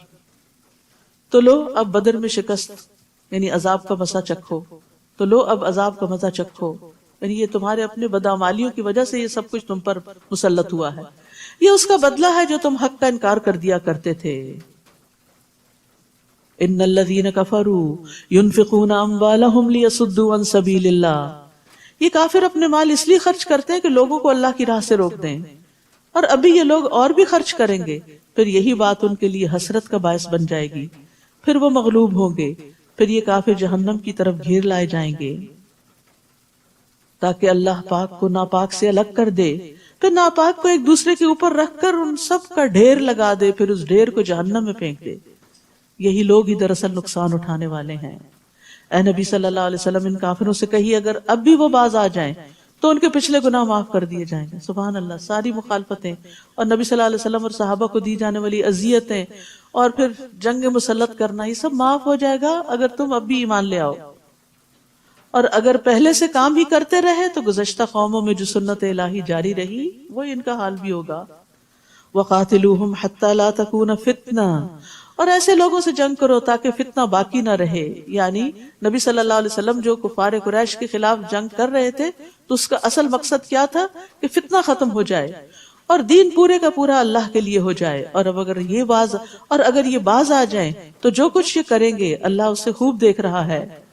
وَإِن تَوَلَّوْا فَاعْلَمُوا أَنَّ اللَّهَ مَوْلَاكُمْ نِعْمَ الْمَوْلَى وَنِعْمَ النَّصِيرُ، اور اگر وہ نہ مانے تو جان لو کہ اللہ تمہارا سرپرست ہے جو بہت اچھا سرپرست ہے، بہت اچھا مددگار ہے.